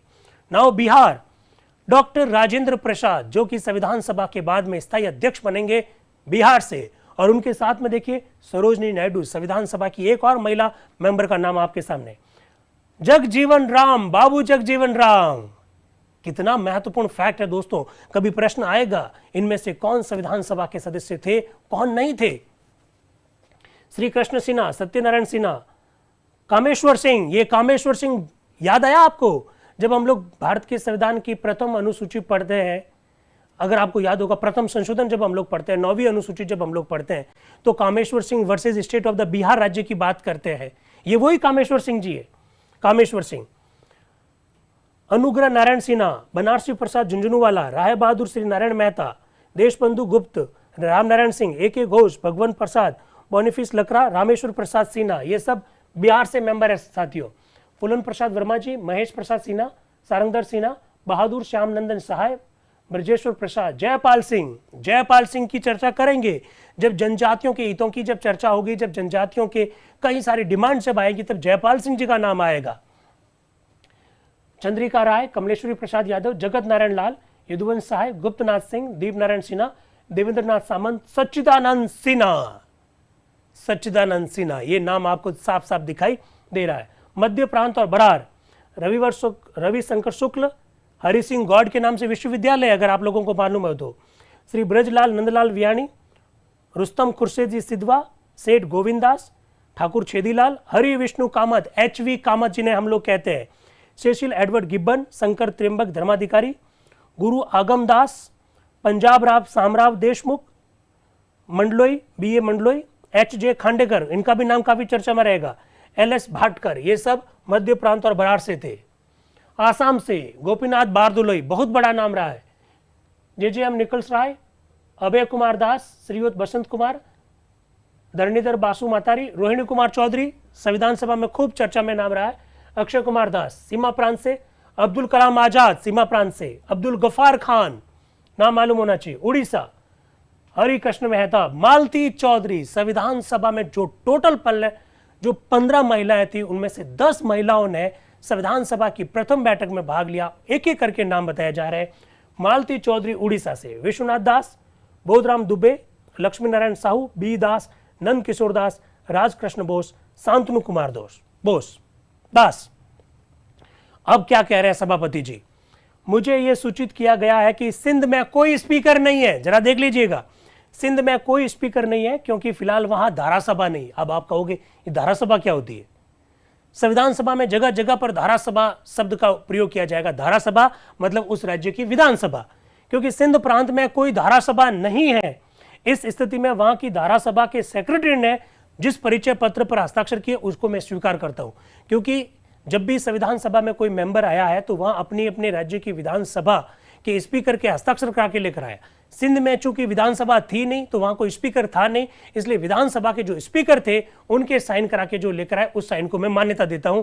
ऐसा डॉक्टर सच्चिदानंद सिन्हा कह रहे हैं. सिंध से आए जयराम दास दौलतराम. आगे देखिए, दिल्ली से M आसफ अली साहब, अजमेर मेरवाड़ा, राजस्थान के लोगों सुन लीजिए, अजमेर मेरवाड़ा से थे मुकुट बिहारी लाल भार्गव, शायद फोटो होगा हमारे पास, अभी आपको दिखा देंगे, बाद में वो अजमेर के सांसद भी रहे। आप लोग जानते हैं अजमेर मेरवाड़ा उस समय बलूचिस्तान की भांति, कुर्ग की भांति, दिल्ली की भांति एक चीफ कमिश्नरी प्रांत था। वहां से आए मुकुट बिहारी लाल भार्गव, कुर्ग से आए सीएम पूना का। कभी यह प्रश्न भी बनेगा कि 4 चीफ कमिश्नरी प्रांत तो थे, पर किस प्रांत से कौन थे? तो सबके नाम है अपने पास। बलूचिस्तान का नाम अभी थोड़ी देर पहले बताया था, कुर्ग का नाम आपके सामने है, अजमेर मेरवाड़ा से आपके सामने नाम है, दिल्ली से आपके सामने सारे नाम है। अब देखिए सभापति, आज का कार्यक्रम समाप्त हुआ। वो घोषणा क्या कर रहे हैं? आज का कार्यक्रम समाप्त हुआ, दोपहर में कोई बैठक नहीं होगी, अब सभा कल बैठेगी, नया कार्यक्रम तैयार किया जाएगा जो अभी प्रस्तुत नहीं है, अभी मैं बता नहीं सकता कल क्या होगा, ऐसा डॉक्टर सच्चिदानंद सिन्हा कह रहे हैं। मैंने वैधानिक सलाहकार के कार्यालय को कहा है, वैधानिक सलाहकार यानी सर BN राव के कार्यालय को कहा है कि माननीय सदस्यों को कार्यक्रम यदि संभव हो तो आज शाम तक उनके घरों में पहुंचा दे, सारे सदस्यों को कार्यक्रम शाम तक घर पे पहुंचा दे कि कल क्या क्या होने वाला है। मुझे आशा है ये हो जाएगा, जैसा आप चाहे। सभा कल 11 बजे या 11:30 बजे, कल सभा 11 बजे करे 11:30 बजे करे, आप बताओ क्या करे? ऐसा डॉक्टर सच्चिदानंद सिन्हा कह रहे हैं।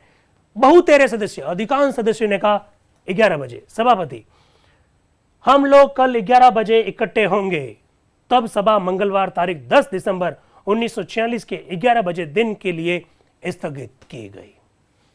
9 दिसंबर 1946 को संविधान सभा में जो कुछ हुआ वो सब कुछ आपके सामने रखा गया। कुछ मेंबर्स के जरा फोटोज वगैरह देख लीजिएगा। ये डॉक्टर सच्चिदानंद सिन्हा है, हमारे संविधान सभा के पहले सभापति के रूप में किस तरह से अध्यक्षता कर रहे हैं, उनके बारे में बताया गया। ये दुर्गाबाई देशमुख, आप नाम याद रखिएगा, नियम समिति की एकमात्र महिला सदस्य, 15 सदस्य थे टोटल, उनमें से एक ये थी। और संविधान सभा की जो पहली सभा में जो मेंबर भाग लिए 10 महिला सदस्य, उनमें से एक थी, अभी काउंट करवा के आपको वापस बताएंगे।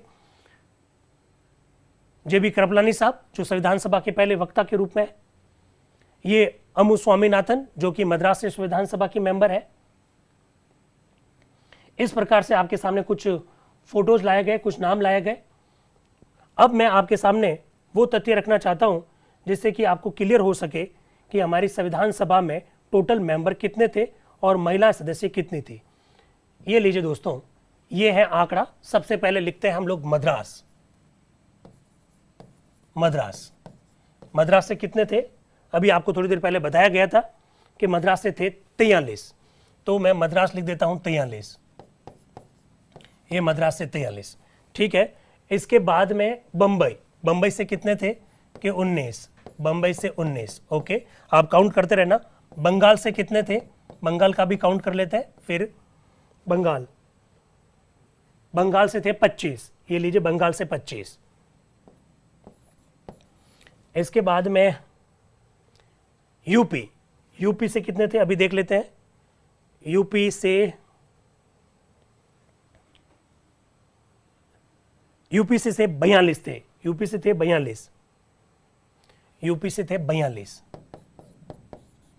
ये लीजिए, आगे देखते हैं। यूपी के बाद में पंजाब, पंजाब से थे 12, पंजाब से थे 12। ये लीजिए पंजाब से 12, ये 12। इसके बाद में बिहार देख लेते हैं।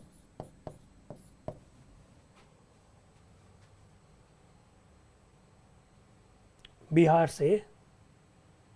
से थे 30, बिहार से कितने थे? 30,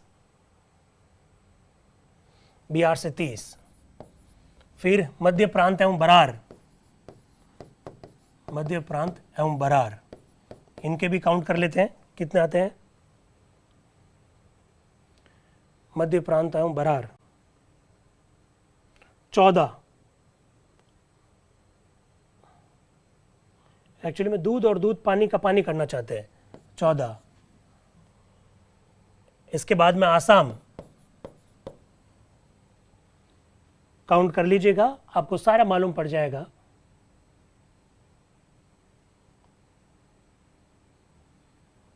आसाम से 7 और सीमा प्रांत से 2, आसाम से 7, आसाम से 7 और सीमा प्रांत से 2।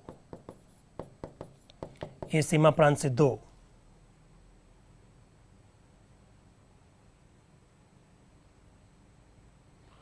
उड़ीसा से 9, उड़ीसा से 9,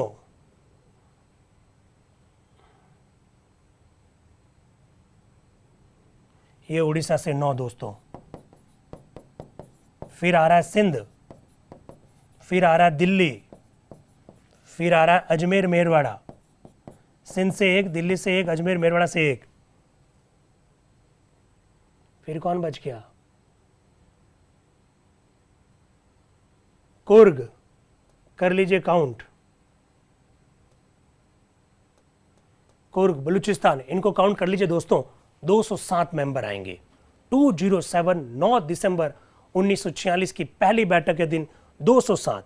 एक कंफ्यूजन है महिला सदस्यों को लेकर, कई जगह पर 9 लिखा हुआ है, कई जगह पर 10 लिखा हुआ है। आपके सामने सारे आंकड़े हैं, देख लेते हैं। मद्रास से अमू स्वामीनाथन नंबर 1, अमू स्वामीनाथन नंबर 1। दक्षिणी वेलायुधन नंबर 2, श्रीमती दुर्गाबाई नंबर 3, ये तीनों मद्रास से। मुंबई से हंसा मेहता नंबर 4, बंगाल से लीला रे 5, यूपी से पूर्णिमा बनर्जी 6, यूपी से सुचिता कृपलानी 7,